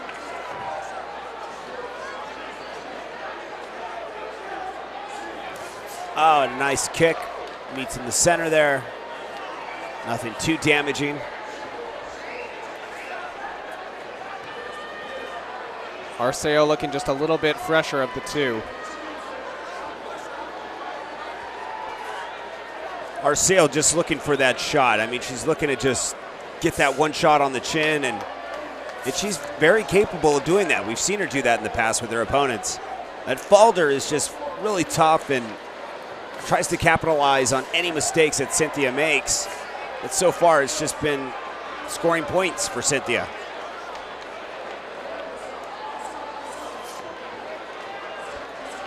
Both fighters just waiting for those individual opportunities, one for the takedown and one for the knockout. Arceo doing a great job of keeping Falder at bay now. Now on paper, you can see these judges scoring this matchup. And, even though these shots aren't landing, they are still they're still scoring points. And Falder needs to do something about that. Falder needs to maybe come in and possibly take this down, and she could probably even out with a couple of takedowns, in fact. But right now, this is just not going to be scoring Falder any points. And, this is just the type of fight that could be really close if it does go 5 rounds. Yeah, like I was saying earlier, Falder was really able to get that advantage when she was able to take down Arceo fairly easily. But since then, Arceo has picked up on that, and she's not making it any sort of easy task for Falder to get. Yeah, now. This seems to be a turning point in the entire matchup, where this could be going towards the direction of Cynthia Arceo if this does go the distance, and if it does keep up this way, if it keeps going this way. But Falder, like I said, she could really set the tone. She could start with the takedown attempts, and here we go. Like I said, she could really score some points in this department. Falder looking to put in some work here.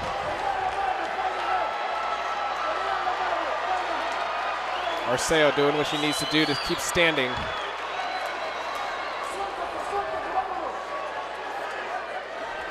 And right now, Falder's just working Cynthia up against the cage. And like I said, it wasn't going to really work for her with the stand-up. And it's not that Falder doesn't have a good stand-up game. It's just, you know, Cynthia Arceo, that is like her bread and butter. And, you know, I think Falder in this game, in this matchup and the way it is on paper, her wrestling ability is what's going to possibly win her this fight. Definitely. And Falder is finally getting a little bit more, she's moving forward a little bit more now, making a little bit more progress as she has earlier in the round, but it may be just a little too late as we're coming down to the last 15 seconds here. Arceo holding on, not in too much danger. Just got to be careful where she moves from this position, and, you know, with 10 seconds being the advantage, she'll be able to get out of this, obviously. And that is it. So we will see a fourth chapter between these two fighters. Let's take a quick look at the replay here. Right here, this is where she starts racking up those points.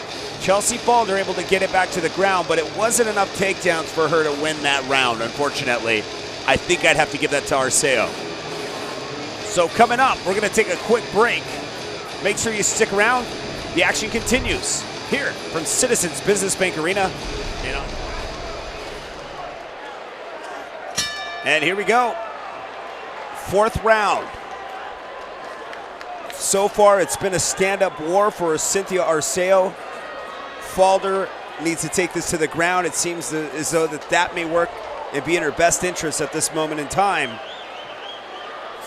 See, now we're at the top of the fourth. This is really when the endurance is going to start to show.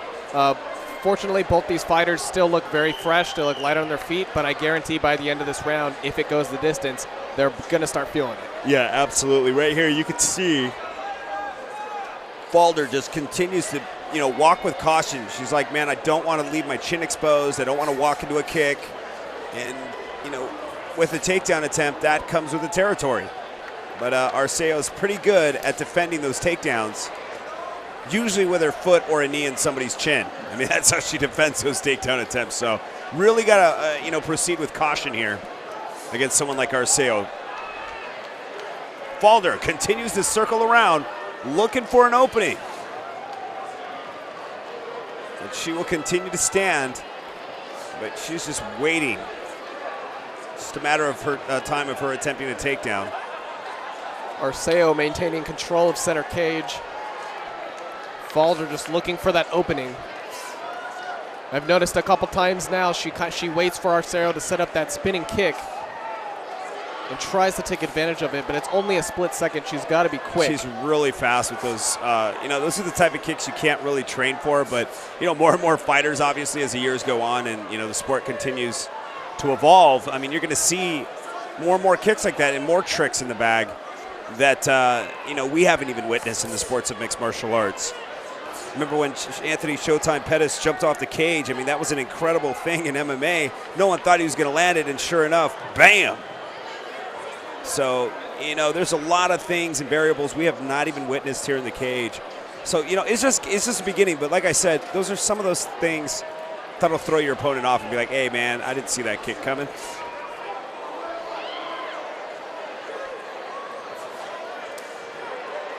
Falder still being patient, waiting for that opportunity to open. Arceo takes a shot. Falder moves in, takes a shot for her efforts. Falder with the smile once again.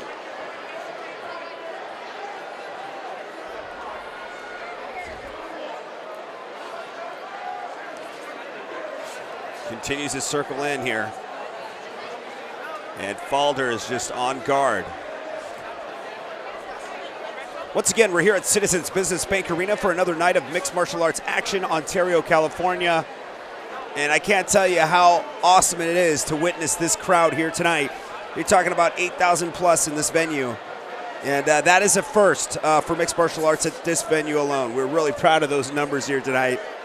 I remember several years ago, I don't know what MMA organization had came through here, but man, it was a really tough time. And, you know, the sport of MMA continues to grow every year. So to see all these fans out here supporting King of the Cage, man, it is just a very heartwarming moment. Incredible, especially since I've commentated. I can't even count how many fights, how long I've been with King of the Cage. but 13, 14 years to be able to see the growth is incredible here tonight. This crowd is awesome. And of course, you know, women's MMA out here, this is the event a lot of the fans have been waiting for. But Arceo just taking her time. She's not overcommitting and missing. Every shot is counting. And both fighters content with being on the feet here in the final seconds of round 4. Very exhausting indeed. Falder just looking to crack the code that is Arceo's stand-up. Arceo is a very adapted fighter. She's constantly learning from every little move, every technique that Falder's throwing at her. And now gives up her leg. This could be a quick mistake, but Falder's going to capitalize on it. Oh, and she gets a takedown. She was waiting for this. And the right moment in time. Now, 22 seconds to get to work. Is it enough time to score some points and possibly win this round? Cynthia Arceo out the back door, but there she is to recover her position. And now working from side control, 10 seconds. Falder may not be enough time. Falder knows this is her chance to make an impact right now. I mean, she's been waiting all round, trying to look for this opportunity. And that concludes that round. Let's take a quick look at the replay here. Arceo was able to keep the distance perfectly this whole round, was able to dominate a little bit more of that cage control. Falder was just looking for that takedown. She finally got it, but just a little too late. And we will see a 5th round here. Both fighters just really bringing it here tonight. The KOTC strawweight title is on the line. Here we go.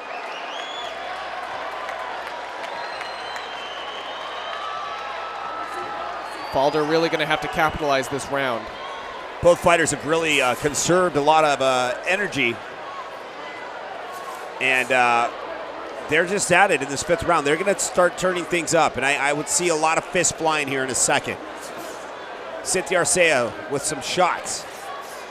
Falder comes forward a little more now. I think Falder realizes at this point if she can't waste that time trying to look for that takedown the entire round, so she's going to have to pick up some points otherwise. But Arceo is she's a tough cookie to crack. She really is, and right here, Falder is just not giving up, you know, the chin. She's not giving up any shots to Arceo. She is blocking the majority of the shots, but even though, like I said, Arceo is still keeping up the aggression, and that will score points in the minds of the judges, once again, as we had mentioned earlier. Right now, continuing to take center cage. It's just like you're just waiting for that second when Arceo is going to throw that high kick. Effectively uses either the left or the right when she does. Arceo's starting to move in.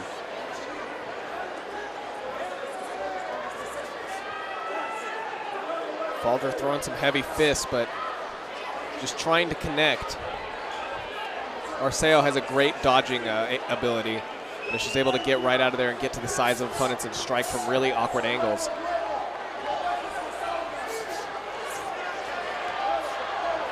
Falder attempts the takedown, doesn't quite get the leg.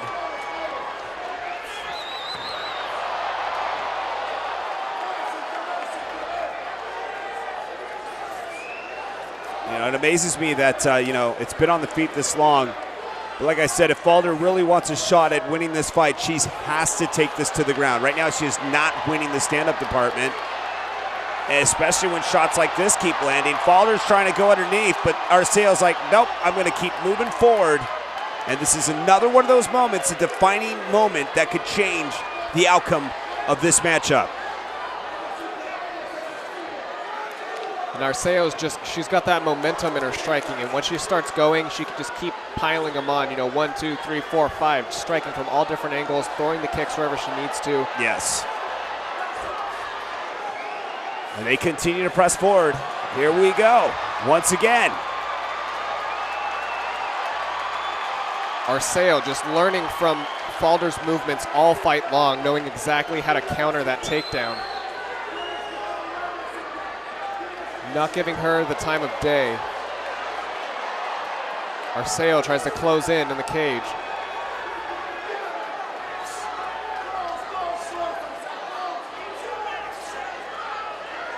1 minute 52 seconds remains.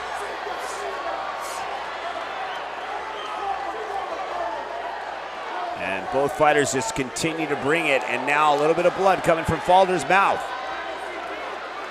Arceo continues to push forward. And she's doing everything she can to win this fight. Arceo definitely holding the pressure now. Look at that crowd, man. I am loving this tonight. The fans are all about this fight here between these two females to see who will be crowned the new strawweight champion. And it all boils down to this. A nice takedown by Falder. Finally gets a chance to capitalize here and now. This is it, coming in on the last minute of the fight. This is honestly a really close fight, but I do see Arceo, 75% of this entire matchup. Falder was back and forth, and that's not to take away anything from Falder. It's just been a very frustrating matchup for her. I would love to see more takedowns. She's very capable of them. I'm just wondering why we haven't seen more, because that would probably, set the balance. But right now, she's got a little over 30 seconds to score some points. I just don't know if that's realistic or not at this point. Yeah, she's really going to have to pull something, spectacular off here. But nonetheless, I would love to see a rematch if this does go in the way of Cynthia Arceo. But like I said, you and me are not a judge. There's a reason why we sit on this side, so we will see how that all pans out as this fight comes to an end. Fate will rest in the hands of the judges, and while they make a decision, we'll take a break. Stick around. We'll see. And welcome back to Citizens Business Bank Arena. The replay right here. Arceo scored a lot of points in the stand-up department. Falder was able to finally get it to the ground, but I don't think it was going to be enough at that point. We'll see. And we'll throw it to Dean Stone. Ladies and gentlemen, before we go to the scorecards, a hand for these two fantastic female fighters. They left everything in the cage this evening. Judge Mark Davidson and Judge Jackie Denkin both scored this contest 49-46. While David Michael Bell has it 48-46. All three in favor of your winner by unanimous decision, still undefeated and new King of the Cage, women's strawweight champion in the world, Cynthia Arceo.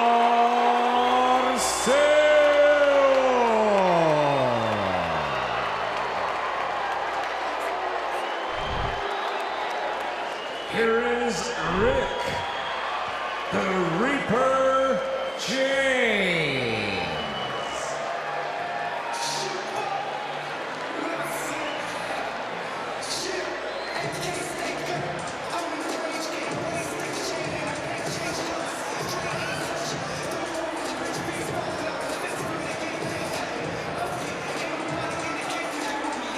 Rick James now making his way to ringside. He stands at 5 feet 7 inches tall, weighing in at 135 pounds. His current MMA record stands at 6 wins and 9 losses.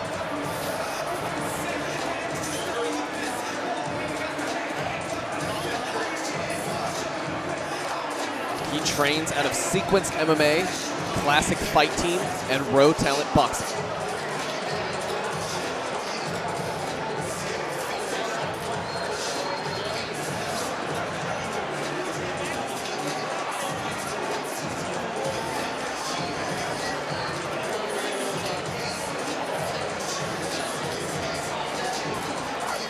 James is a very patient fighter. He's very well-rounded. He's good on the stand-up. He's good on the ground. He usually likes to take his time and wait for that perfect opportunity to strike, letting his opponents come to him first.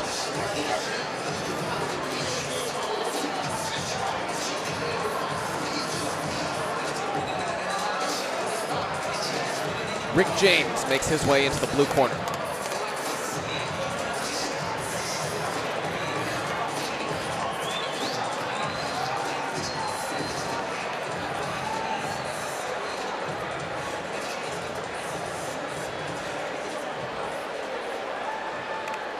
here is Kai, the Fighting Hawaiian Kamaka.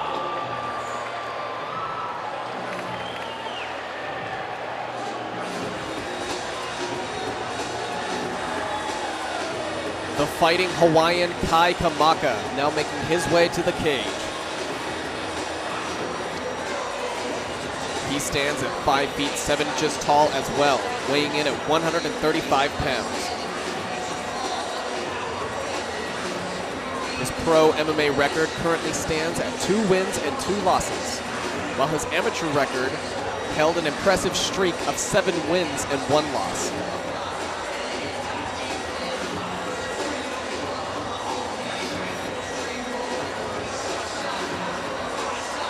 Kamaka trains with Top Team.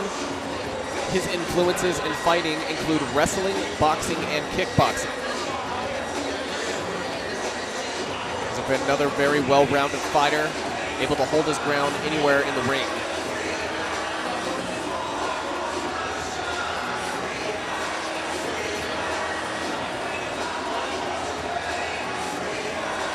Now finishing his preparations, Kai heads into the cage.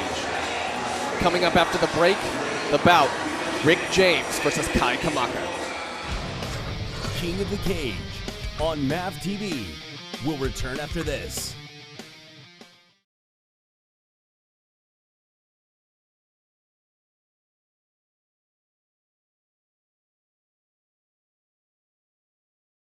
Tonight's presentation of King of the Cage is brought to you by Lucas Oil, made in America, sold to the world, and by General Tire.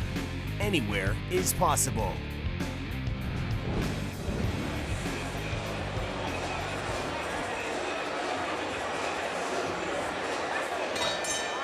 Ladies and gentlemen, from sensational Citizens Business Bank Arena, Ontario, California, King of the Cage and General Tire present this 3-round bout in the flyweight division. Your referee in charge of the action, David Michael Bell.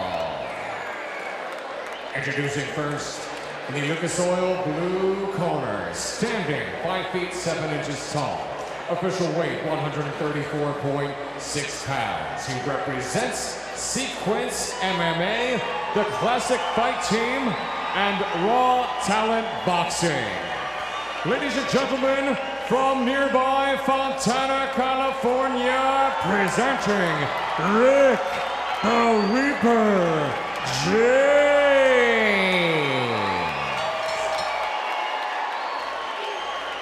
His opponent across the cage, fighting out of our General Tire red corner, stands at 5 feet 7 inches tall as well. Official weight 135.2 pounds. He represents Technics and Top Team. Ladies and gentlemen, from Eva Beach, Hawaii, presenting Kai, the Fighting Hawaiian Kamaka.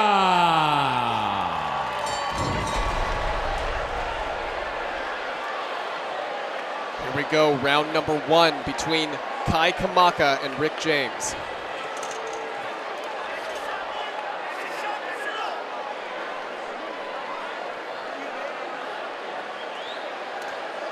And we'll get things started here. Rick James starts off the aggression.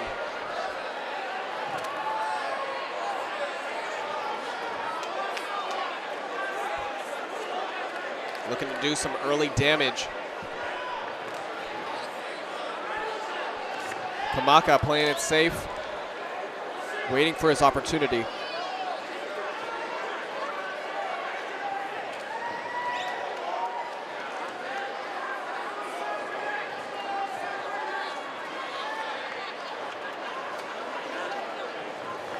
James looking for the strike.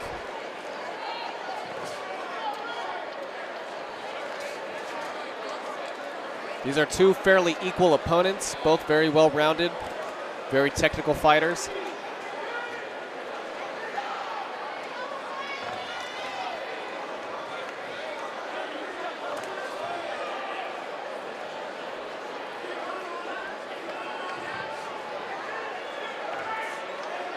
Kamaka looking to put a little heat on.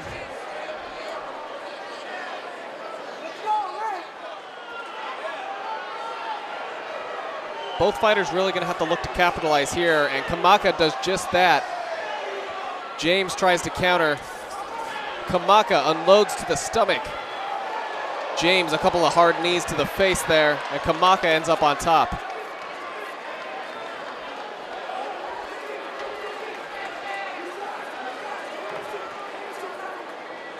Kamaka displaying some nice positioning here. James holding on tight.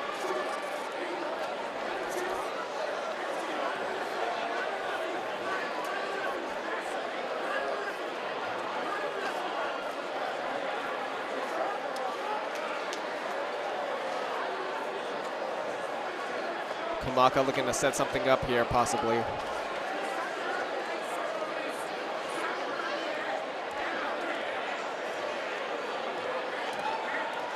Kamaka softening James up with those rib shots.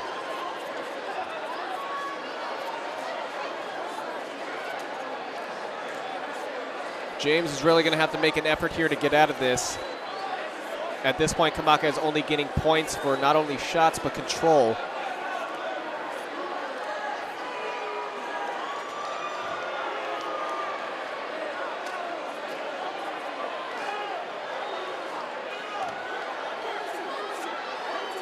James trying to get out of this hold. Kamaka staying persistent, looking to improve his position.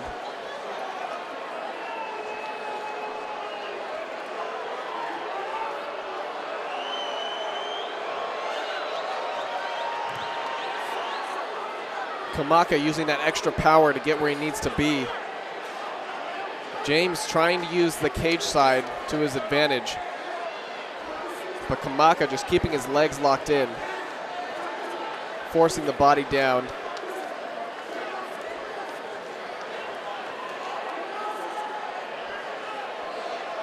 Kamaka definitely scoring some points for control here. Gets the slam. James looking like he just was about to find an opportunity to get out of that, but sent right back down to the ground. Kamaka looking to capitalize once again. Again with the softening rib shots. James just takes it.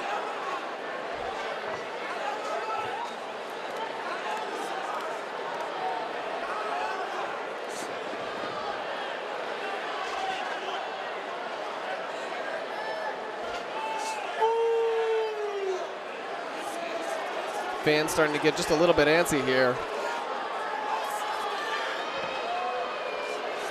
Calling for some action. Kamaka consistently trying to improve his positioning. James just kind of holding on, but really denying Kamaka from improving anything at all.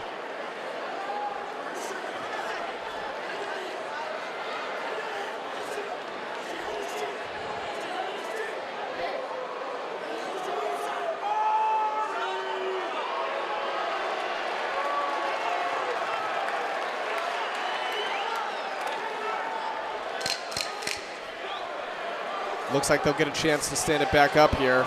Rick James is really going to have to capitalize, but we're here at the end of the round. Not much time to make anything significant happen. And that will close out round number 1. Let's take a look at the replay. Rick James was really able to start off the beginning of the round, was able to land a couple of heavy strikes as we saw, but Kai Kamaka was eventually able to take him down, and from the ground he was able to dominate. We'll see if Rick James can improve his situation coming up in round number 2.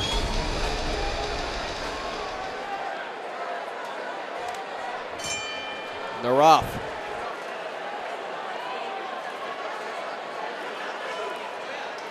We'll see if Kamaka maintains the same strategy.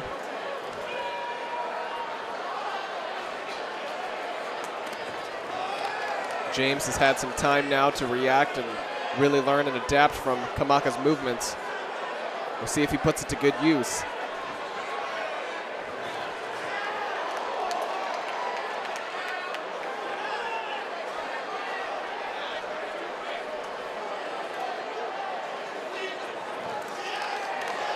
Kamaka takes a couple hits.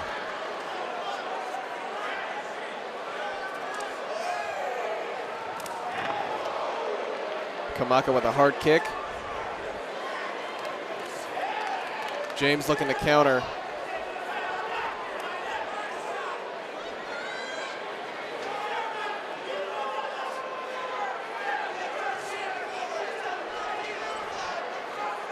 Both fighters being very patient, waiting for the other to strike. Kamaka returns with a big kick.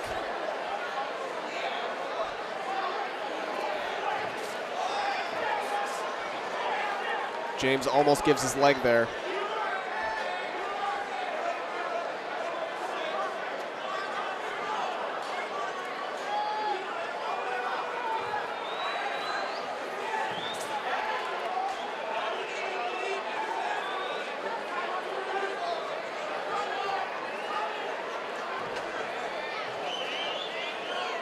Once again, this match is brought to you by General Tire and Lucas Oil here at Citizens Business Bank Arena in Ontario, California. James still looking for that opportunity to capitalize. Kamaka doing a great job of defending.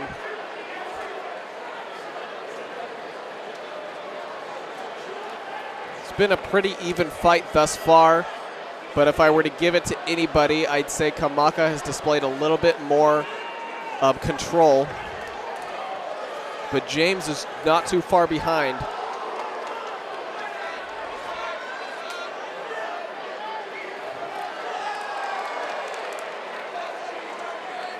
James landing a few punches and kicks here and there, but there's not a whole lot of power behind them.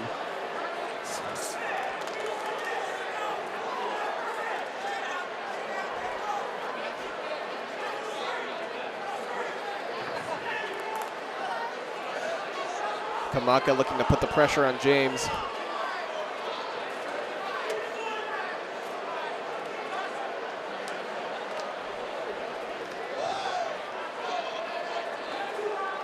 James still playing very cautious, both fighters actually.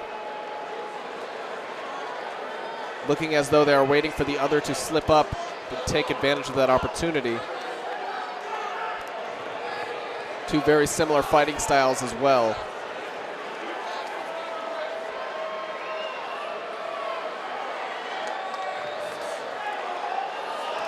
Kamaka goes in, James looks to return a couple of strikes. Both these fighters are very quick.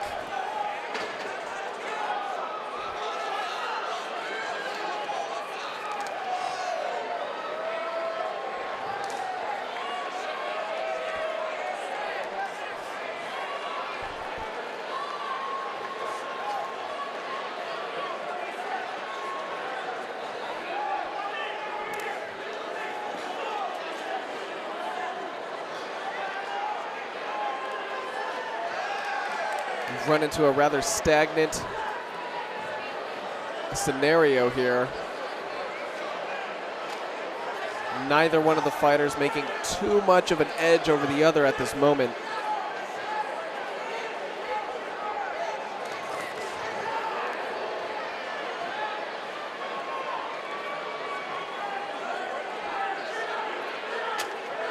Both fighters are going to have to look for something significant coming up.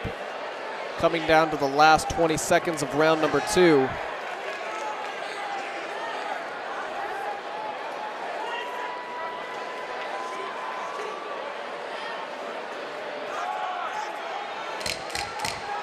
By the looks of how even it is, this could quite possibly go the distance.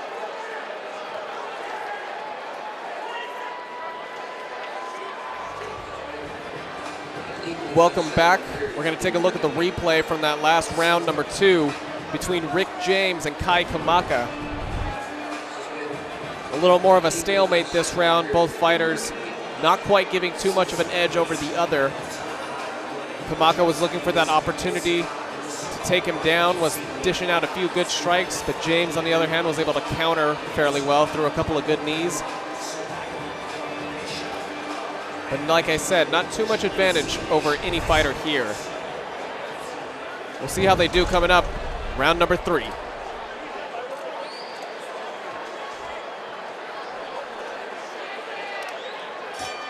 And we're off.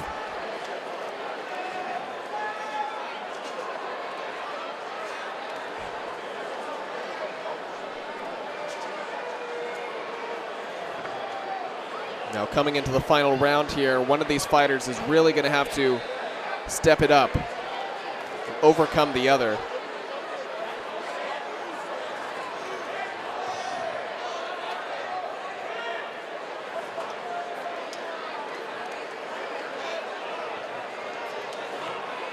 James looking to be a little bit more of the aggressor this time around.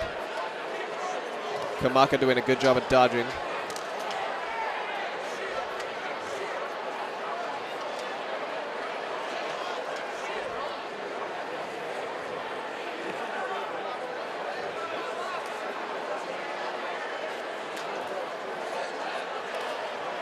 James looking for his opportunity to strike.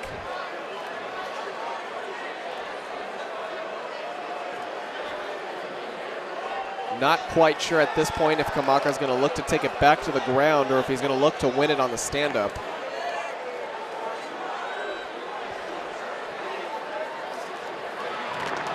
And just like that, Kamaka turns the tables and takes James down. James goes for the leg, but it doesn't quite work out for him. Kamaka maintains control.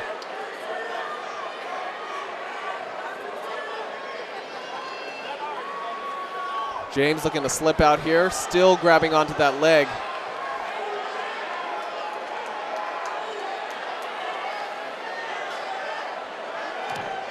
Kamaka just repositioning himself, looking to fix the scenario.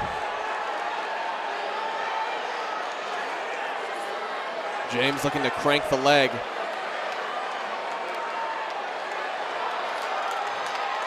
Kamaka successfully gets out of that grab.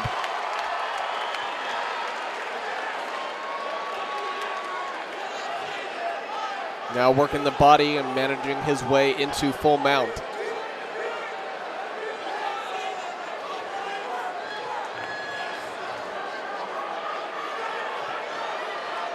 Kamaka potentially takes the back here. Looking for a possible rear naked choke.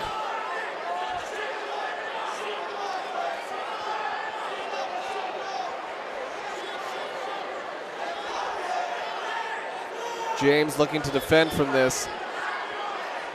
Doing fairly well.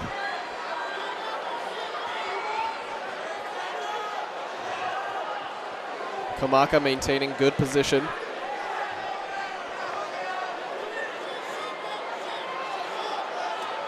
James slipping his way out the back.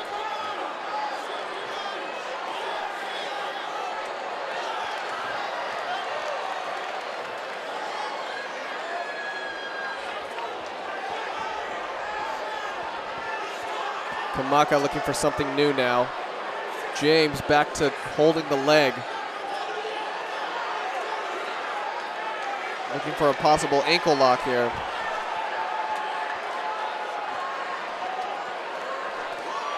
Kamaka starts hammering down on the ribs of James. Looking to soften him up and make him let go. James is holding on though.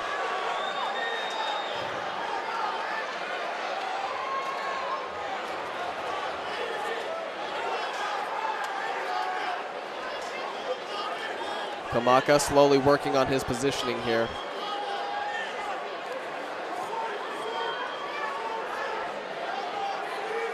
James defending however he can, but not quite getting the edge he needs over Kamaka.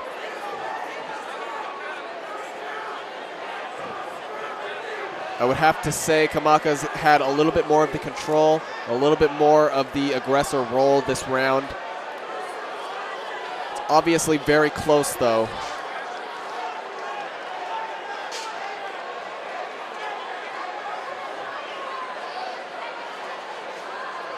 Coming down to the last 15 seconds of round number 3.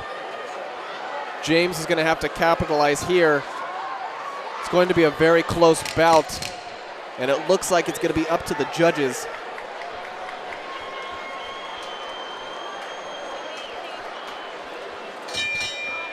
And that will conclude round number 3. Let's take a look at the replay. Now we saw Kamaka was able to get a couple of those beautiful takedowns. James tried to counter and kept a relatively good job of staying unharmed, but Kamaka just started working the body, trying to soften him up, did what he needed to do to dominate the situation.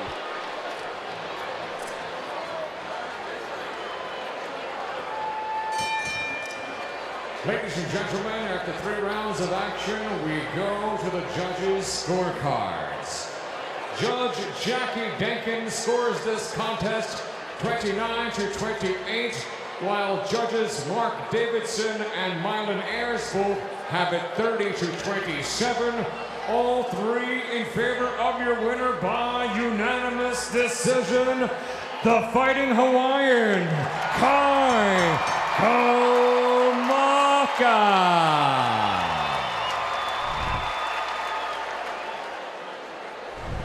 Here is Victor La Mangosta Henry.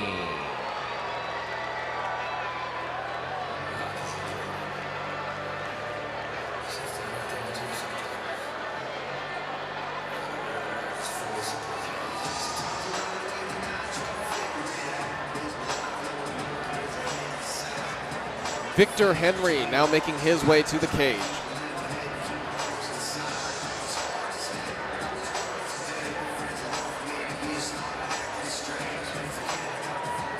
Hailing from Southgate, California, Victor stands at 5 feet 7 inches tall, weighing in at 135 pounds. His pro MMA record stands at 12 wins and 4 losses. He's a very experienced fighter here at King of the Caged, who's been in the ring more than enough times to handle any kind of a different opponent. He is currently a black belt in Brazilian Jiu-Jitsu and trains out of UWF USA in La Mirada.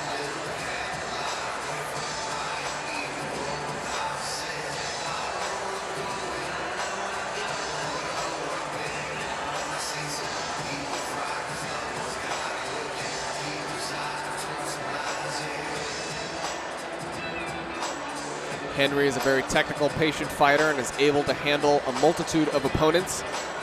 He's very adaptable and is able to find the perfect opportunity to strike. Victor Henry makes his way into the blue corner.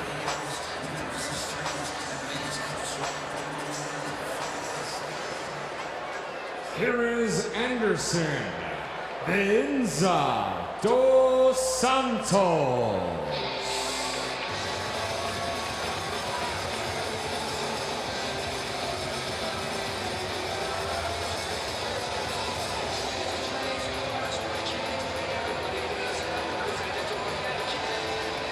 Anderson dos Santos now making his way to ringside.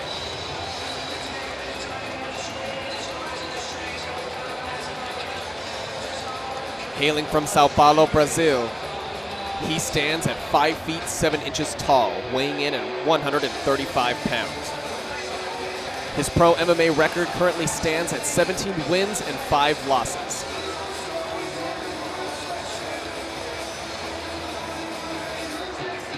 Dos Santos trains out of Team Oyama and Forja V2.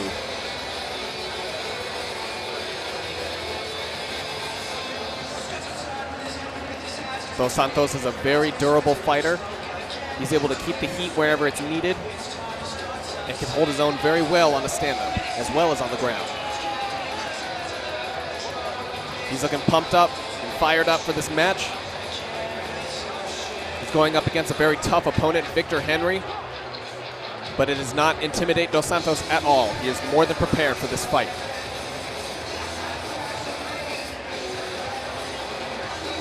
Anderson dos Santos now steps into the cage.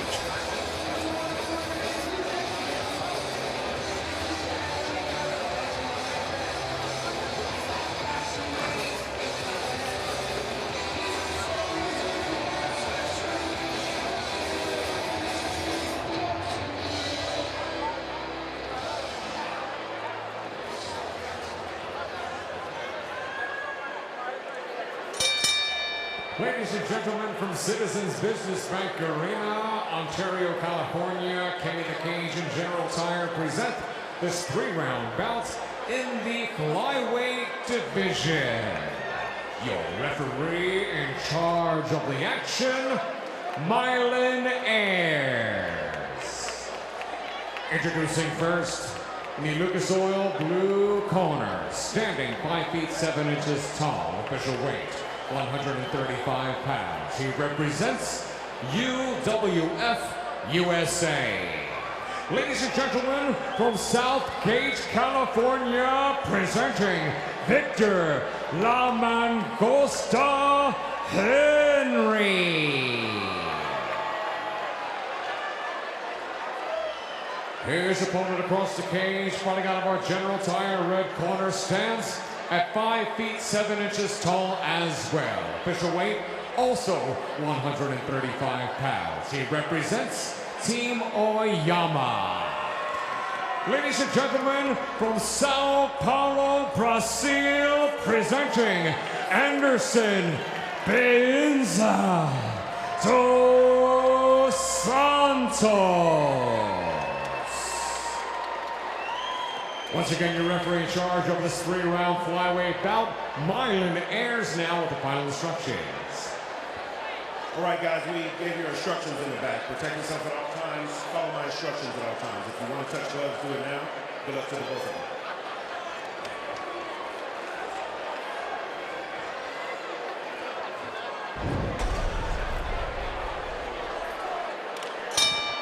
you. Round number 1 begins between Victor Henry and Anderson dos Santos. Victor, of course, in the blue and dos Santos in the red.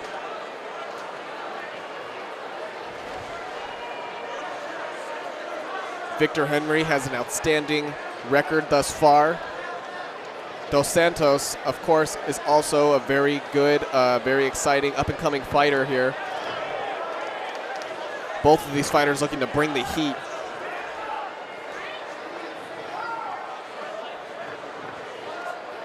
Keeping it in their ideal environment on the stand-up. We could possibly be seeing a knockout this round. Henry and dos Santos coming in hard, returning strikes.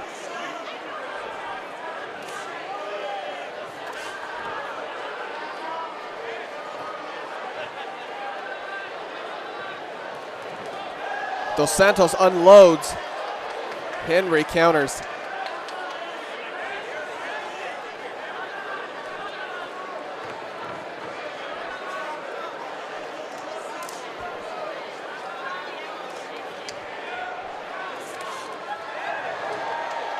Dos Santos grabs the leg, counters Victor.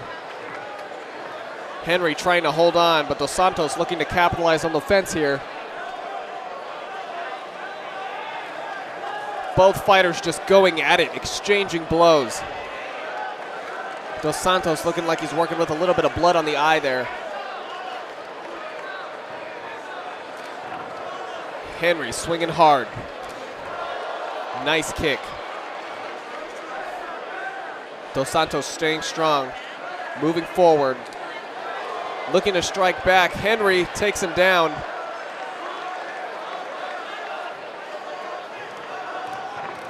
Ooh, a nice kick from Henry.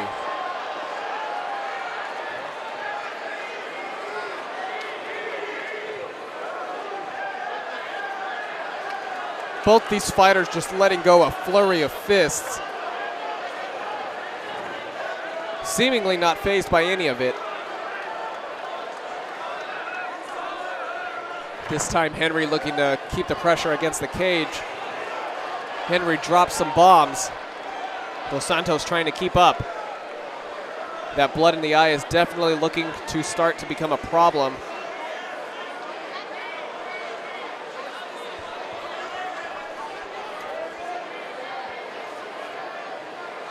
Henry looking to keep the pressure against the cage.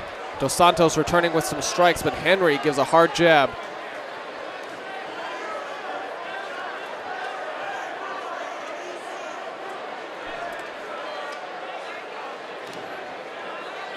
Dos Santos continues to move forward.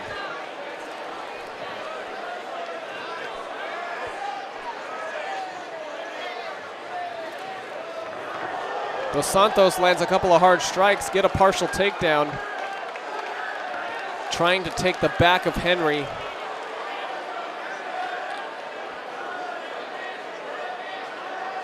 Great strategy. Dos Santos tries to sink in, gets one of his hooks in.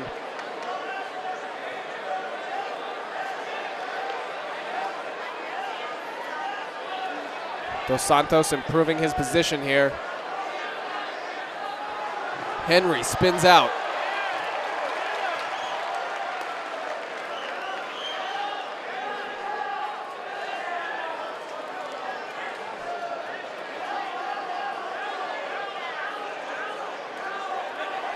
Dos Santos with a heavy elbow. Henry returns strikes. Both fighters just going at it.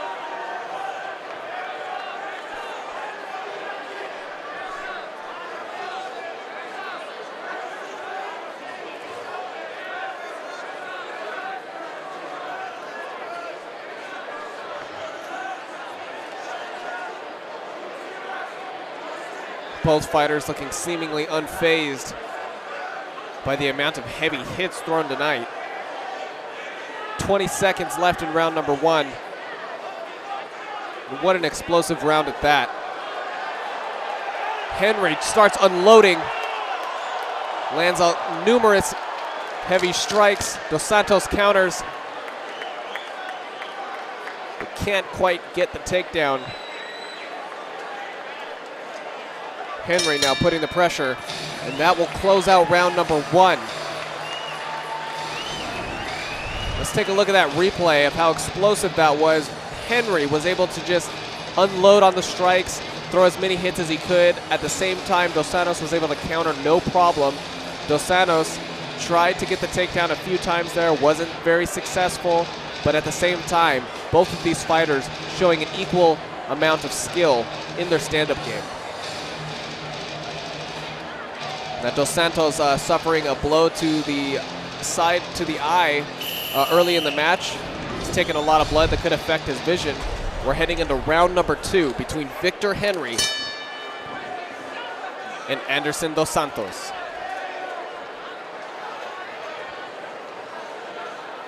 We saw a very eventful first round here. Both fighters have been throwing shots back and forth, no problem. Dos Santos showing just a little bit more blood for it.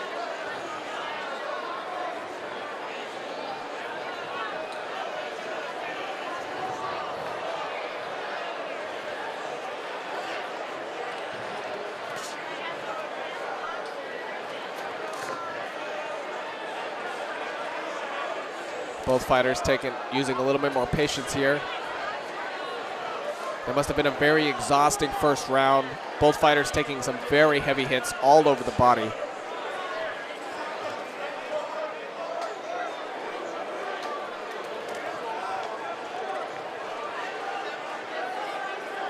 Dos Santos waiting for his opportunity to capitalize. Henry staying moving around the cage.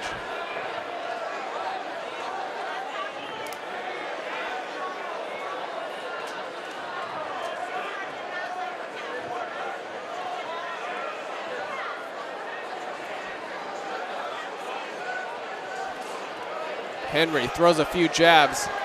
Dos Santos counters.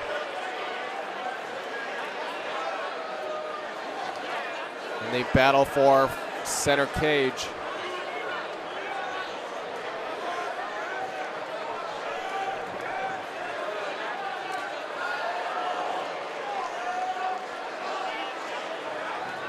Dos Santos goes for the takedown. Tries to get the leg, can't quite get it. Henry counters with some knees. Dos Santos is back up against the cage.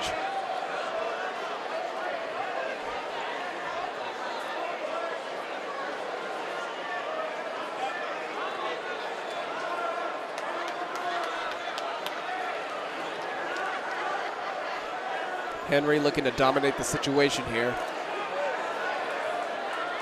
Backs off after landing a couple strikes. Dos Santos very much still in this fight, looking to return a couple more.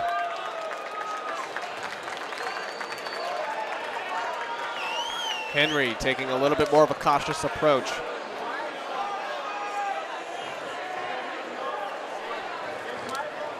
Dos Santos being very patient, waiting for that opportunity to open.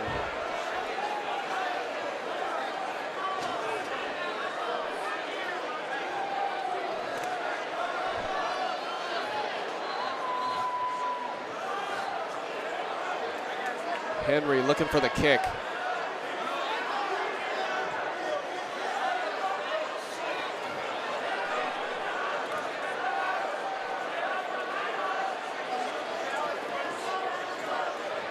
Dos Santos really going to have to make something happen here. If I had to make any prediction, I'd say Henry is just taking the slight advantage on this round for control.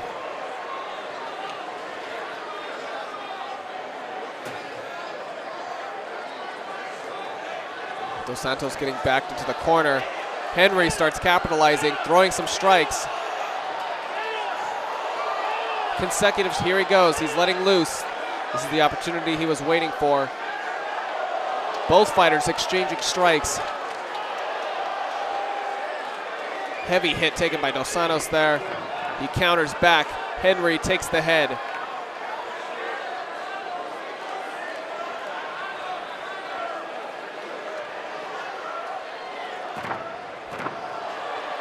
Couple of foot stomps here by Henry.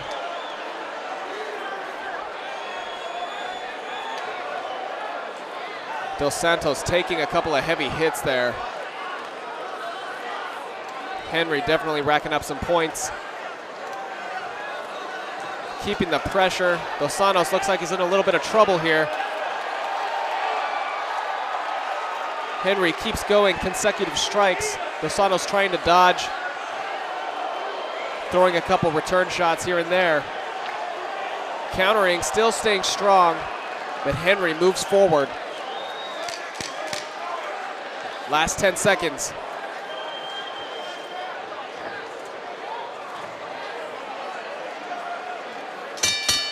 And that concludes round number 2. Let's take a look at the replay of that explosive round.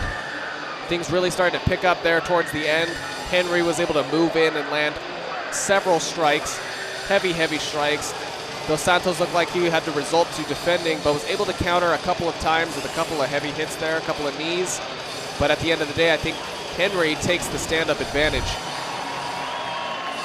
Looking like a little bit of a dispute here with the referee. Dos Santos showing a lot of blood over that left eye. It looks like a decision has been made. We'll throw it to Dean Stone.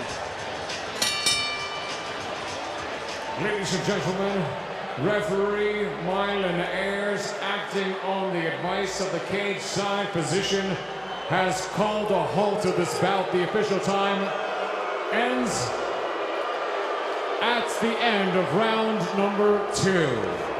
The winner by TKO, Victor La Mangosta Henry.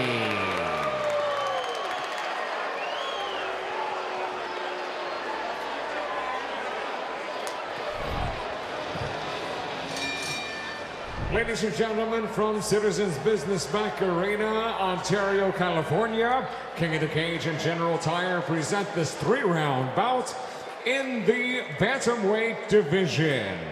Your referee in charge of the action, Mike Beltran. Introducing first, in the Lucas Oil blue corner, standing 5 feet 10 inches tall. Official weight 145.6 pounds. He represents Tillis Jiu-Jitsu. Ladies and gentlemen, from Whittier, California, presenting Mark Kazin Matsumoto.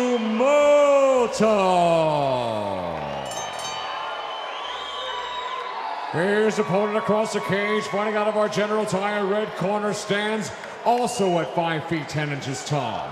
Official weight 144.3 8 pounds. He represents the UFC Gym Corona.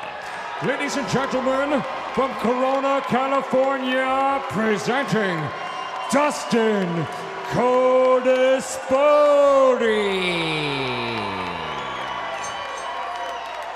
Once again, your referee of this 3-round bantamweight bout, Mike Beltran. All right, jumping over the rules already. Protect yourself at all times. Obey my commands at all times. Touch gloves now if you want. This side of the belt. Come on out. Handle your business. Let's go.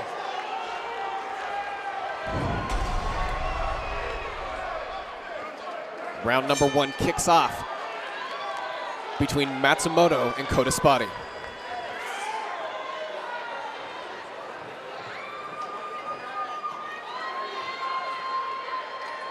Both fighters are focused, ready to strike. Matsumoto lands a couple of good jabs there. And just like that, Codispoti is down. Down for the count. Referee Mike Beltran calls it right there. A stiff jab to the chin. We'll check that out in the replay right here. After just a short flurry of fists, Mark Matsumoto was able to land a very, very solid jab to the chin of Codispoti, effectively knocking him out right there and then. Just drops, the knees buckle, and he was able to land that one extra hit. Beltran says that's it.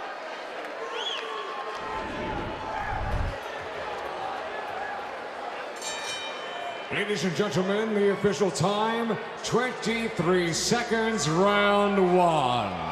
The winner by knockout, Mark Kazan Matsumoto.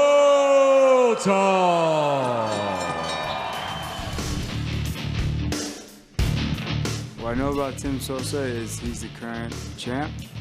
He's fairly well-rounded. Reuben Duran, I know that he's a tough UFC vet. He's strong, he throws some heat, and he's a good wrestler, but I know he's coming in my division, and it's my division for a reason.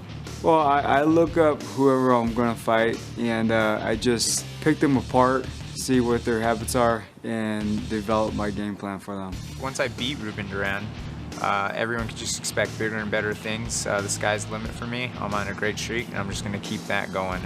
You can expect everything. I'm going to use all my tools. I'm going to use my striking. I'm going to use my wrestling. I'm going to use my jiu-jitsu. And I'm going to do whatever it takes to get that win. No, there's no pressure to come into Reuben's backyard. I get to beat the bad guy.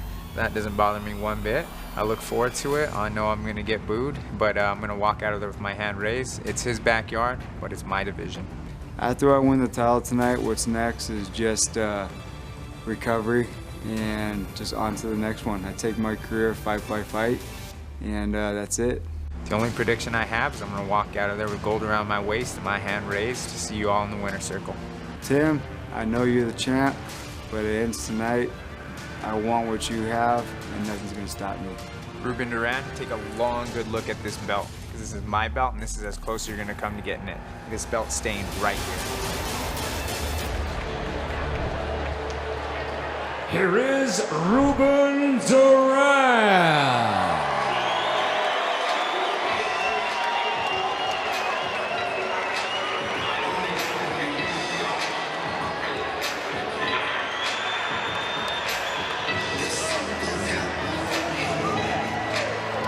Now making his way to the cage, Reuben Duran. Another local favorite here in Southern California. Reuben Duran stands at 5 feet 7 inches tall, weighing in at 125 pounds.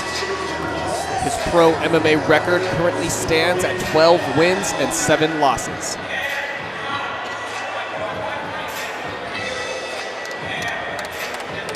He currently holds a brown belt in Brazilian Jiu-Jitsu.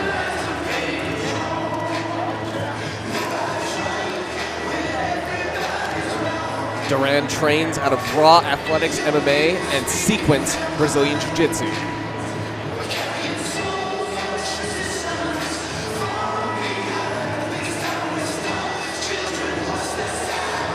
Reuben Duran exercises a very explosive ground game technique in his fighting.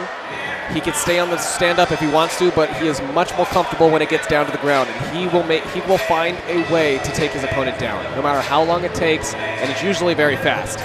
but he will find a way. He will take them down and win, be it by stoppage or submission. He has proven his skill and endurance in the cage, time and time again. Now heading into the blue corner, Reuben Duran.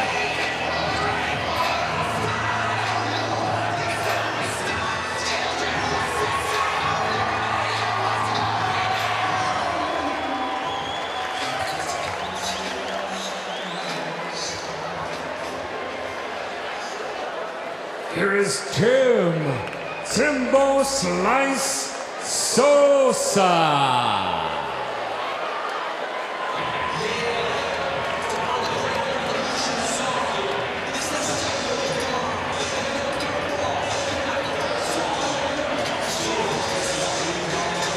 Tim Sosa now making his way to the ringside.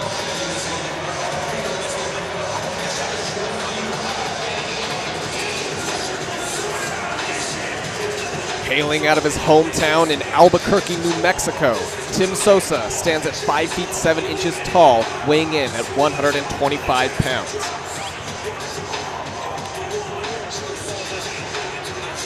His current pro MMA record stands at 9 wins and 5 losses. All 9 of those wins having been knockouts.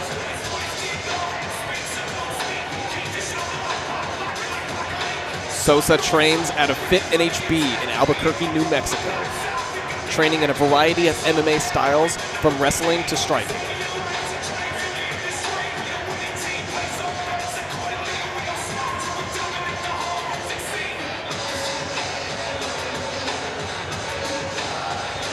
Sosa is a quick and fast fighter. He can take punches like it's nothing. This guy, you know, it takes more than just one lucky punch or one lucky hit to take him out. You're really going to have to pick at him all round long until you're finally going to land that special strike. It's really going to be hard for Reuben to take down Sosa. He's really not going to give it up that easily. But if he manages to do so, it would be a very interesting sight. Sosa is quick and known for his devastating kicks. So Reuben Duran is really going to have to be careful and watch for the dodge. He's going to have to watch for those strikes, because if he catches one of those off guard, that may be the end of it. Tim Sosa now heads into the red corner.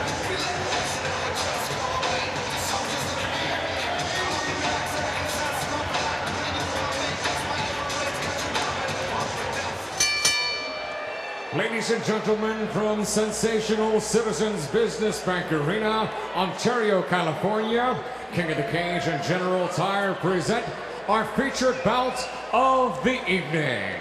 Sanctioned by the California State Athletic Commission, Commissioner John Carvelli, Chair, Executive Officer Andy Foster, Event Supervisor Sean Wells. It's in conjunction with King of the Cage Incorporated, President and Founder Terry Trevilcock Jr., Matchmaker Carlos Rivera, Promoter Mike Lowe, Timekeeper at the bell Willie Areola. The 3 judges scoring this bout will be Mark Davidson, Jerry Taki Denkin, and David Michael Bell. After the bell rings, your referee in charge of the action from East LA, Mike Beltran. And now, for the thousands in attendance and the millions watching around the world, Southern California, let's hear it. This is our main event of the evening. 5 rounds of MMA for the King of the Cage Junior Flyweight Championship of the World. Introducing first, in the Lucas Oil blue corner, standing 5 feet 7 inches tall, official weight an even 126 pounds. This raw athletics and sequence Brazilian Jiu-Jitsu fighter has a professional record of 12 victories with 7 defeats and 1 draw. Ladies and gentlemen, from Redlands, California, presenting the former King of the Cage World Champion, Reuben Duran.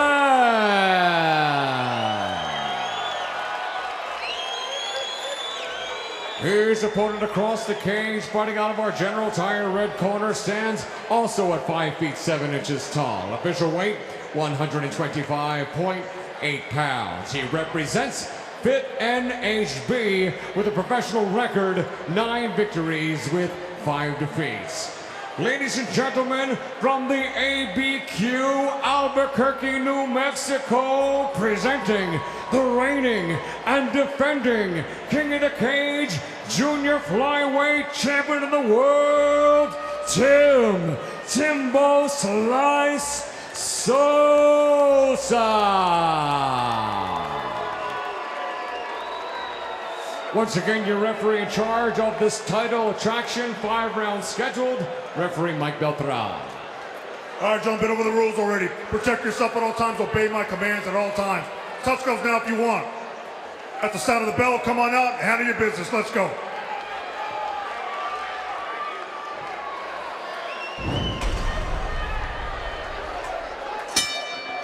Round number 1. We have Reuben Duran versus Tim Sosa. Once again, this is for the junior flyweight title.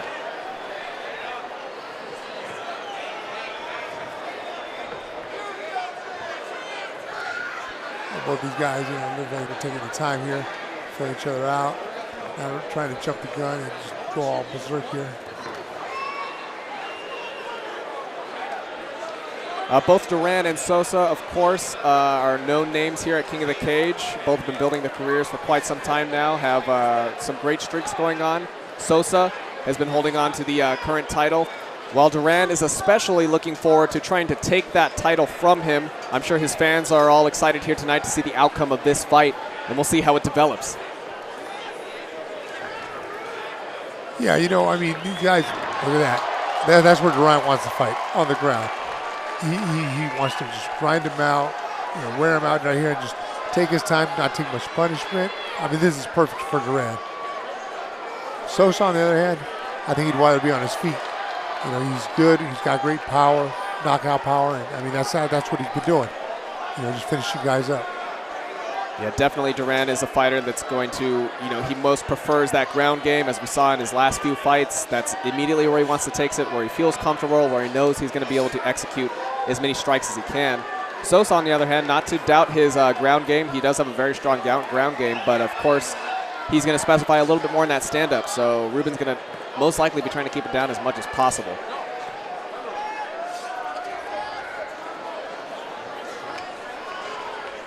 Sosa doing a decent job at keeping Duran at bay here. Duran just trying to make some progress.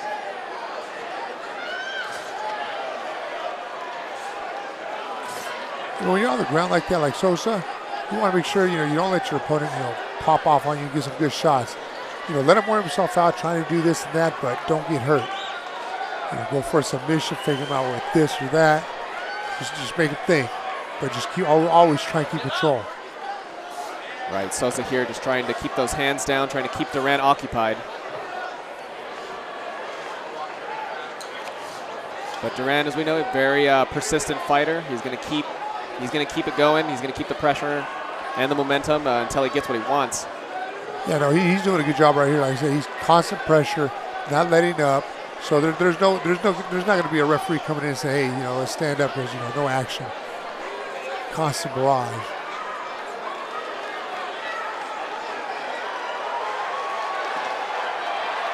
Duran tightening up here.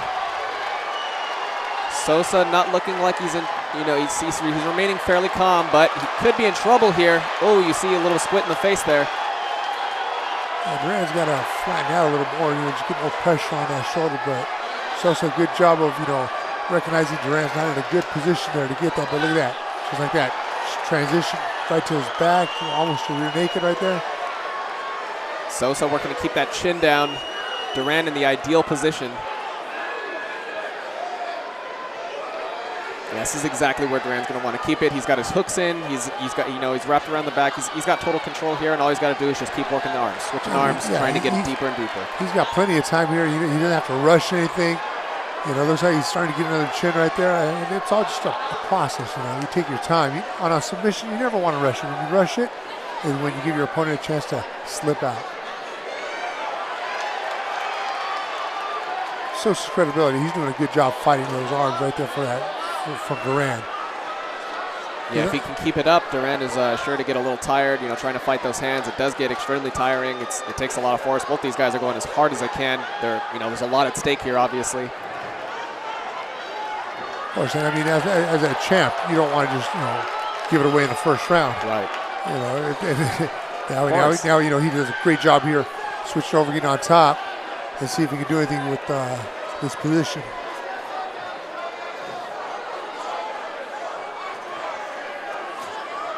Sosa looking to make some advancements here. But you see right here what I was talking about Duran. He's tied him up, just clinched on, so Sosa can't really do anything. He can't break away, get no leverage, nothing to do anything. So Duran's got doing a good job right here on ground. Sosa making good movements here, pushing Duran up against the cage. Can use that to his advantage. Duran tries to break away here. Sosa closes distance. And that will close out round number 1. What an exciting start to this fight here. We'll take a look at the replay of that past round. You see a quick takedown by Duran. He's trying to submission here, side triangle choke. Then he transitions over to rear naked. He just went from one submission to another, not keeping Sosa guessing on what he's doing. He's staying calm, relaxed. He's not rushing anything. Reuben, he's doing a good job right here. Like I said, maintaining pace.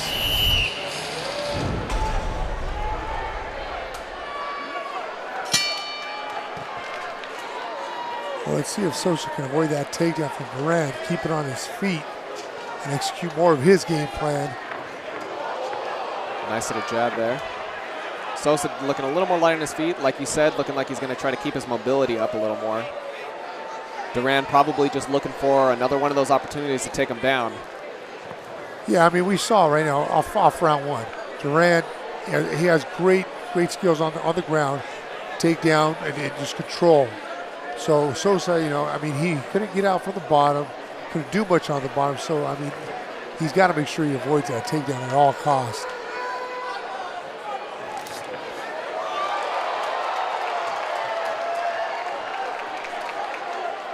Duran really reserving his energies, staying very calm and collected. Not making any rash decisions, not trying to dive in whenever he can, really just waiting for that opportunity to open up. Yeah, I think he's trying to set it up, let Sosa think, hey, you know what, we're just going to slug it out here, let him get comfortable, and when he gets close enough, clinch him up and do what he's got to do. Right, and just like that, Duran going to start using the cage to his advantage here. Sosa's got to break this clinch right here, get off that cage, and just get back up into the open field there.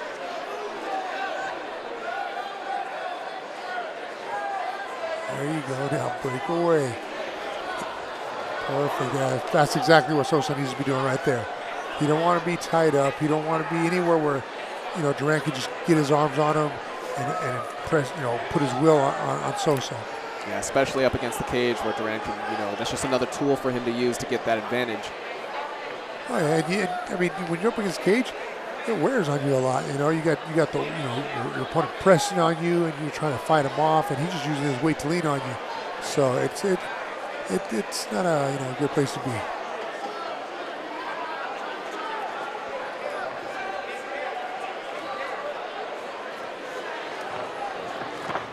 Oh, Sosa with a takedown attempt. I think he takes the back. Duran is very quick though to the stand-up, try to recover from this and defend. Duran breaking free. And he gets the switch. Again, a good knee to the midsection right there.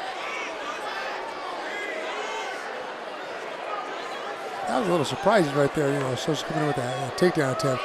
He came in clean, Reuben wasn't expecting it at all. Definitely. But Reuben did a great job of defending. Yeah, that's the one thing. It's going to take a little bit more than surprise if you're going to try to beat Reuben in his own game. Yeah, that's true. Yeah.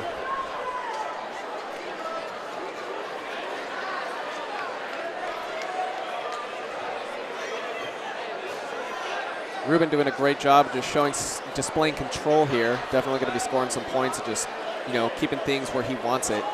Yeah, well, he's keeping busy. Even though, there's little pot shots there, but he's constantly shooting, firing something. Making it look good for the judges, the ref, to keep him there. And I mean, it's just, everything's working in his favor right now. Sosa's got to do something, like I said, to get off that cage, get back up in the open field, and just start, throwing his hands and kicks.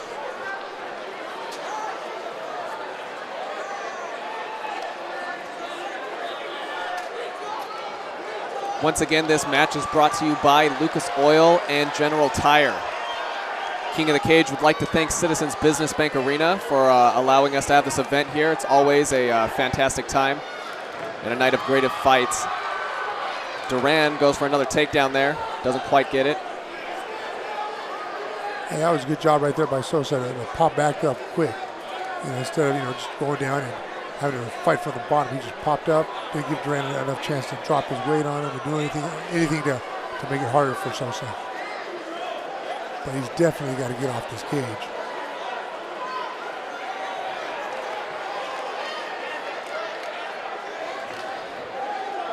Coming up on the last 30 seconds here of round number 2. I gotta say, I think it's been a fairly even round, kind of going back and forth, but I think Duran just scores a little higher in control. I think he was just able to break free from any of Sosa's, whenever Sosa makes, an attempt to move forward, he's able to get around that just a little bit more than Sosa seems to be. Looks a little fresher, a little bit more in control. Yeah, I have to agree with you on that.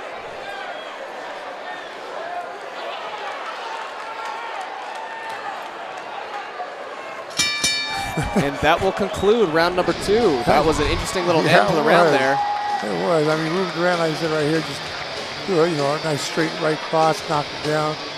And then right here at the end, I don't know what Sosa was thinking. Seems like he got distracted by something outside the cage possibly, but nonetheless, that concludes round number 2, and we will head into round number 3.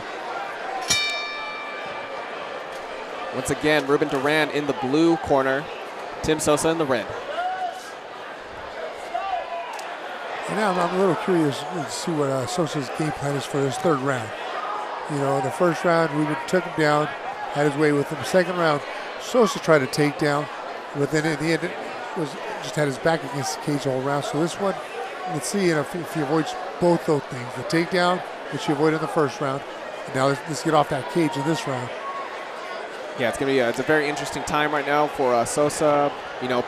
Predicting, assuming we may not be right. It's all up to the judges, but from what I've seen, it seems as though Reuben has dominated the last 2 rounds, or at least have taken control more so than Sosa has. This is really the time for Sosa to try to turn something around here. He's halfway through the fight, assuming it goes the distance. We know both of these fighters are no stranger to that. Yeah, well, Sosa again, he tried another takedown, came in clean, but there was no finish. He got down there in the position, put Reuben against the cage, and then Reuben just grabbed him, turned him around, and put him on the cage. Right. Those little pot shots right there, yeah, they can irritate someone, and 5 rounds deep, you'll get some swelling, but it's not going to score him those major points that he's looking for. Not from that position. Definitely. From the position Reuben Duran's at, and he's throwing those pot shots. Hey, they're scoring more points because he's got control. It's just, I don't know, man. I don't know what Sosa's thinking right now.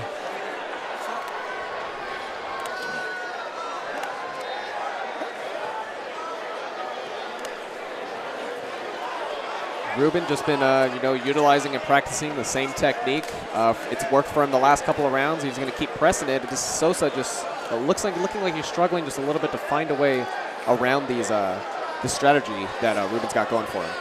Yeah, he just, like I said, he gets stuck here and he can't get off the cage.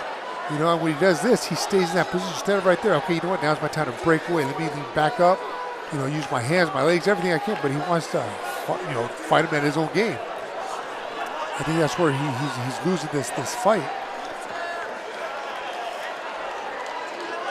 Definitely. And so Sosa, he's a very durable, very tough fighter. We've seen him many times before. He could take a punch and he can take 5 rounds of a beating if he needs to and still come out on top. So at the same time, we still have that wild card case, hoping that he could spurt back any time now. But he's really going to have to figure something out this round.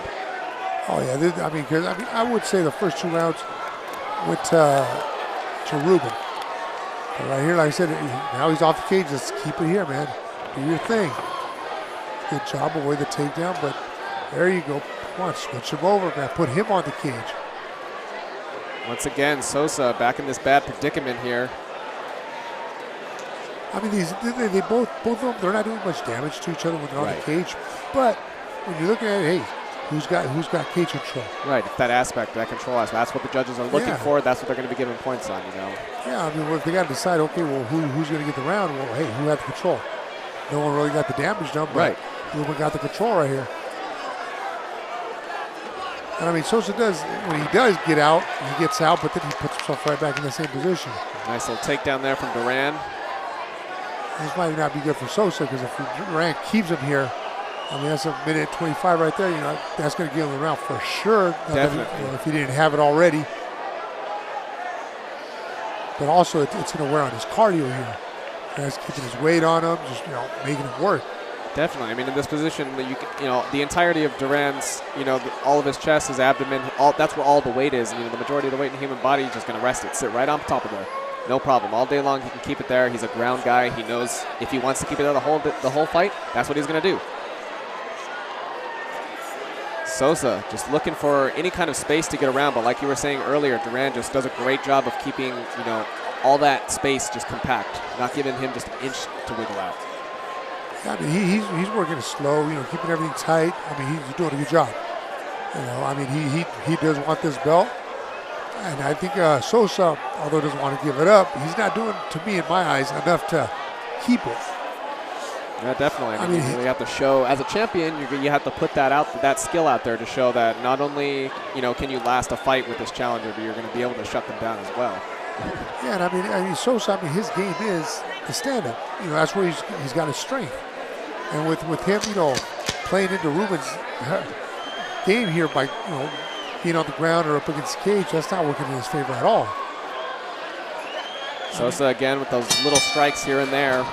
But that will conclude round number 3 with not too much advancement from Sosa, and about a similar performance as what we've seen from Duran for the duration of the past rounds.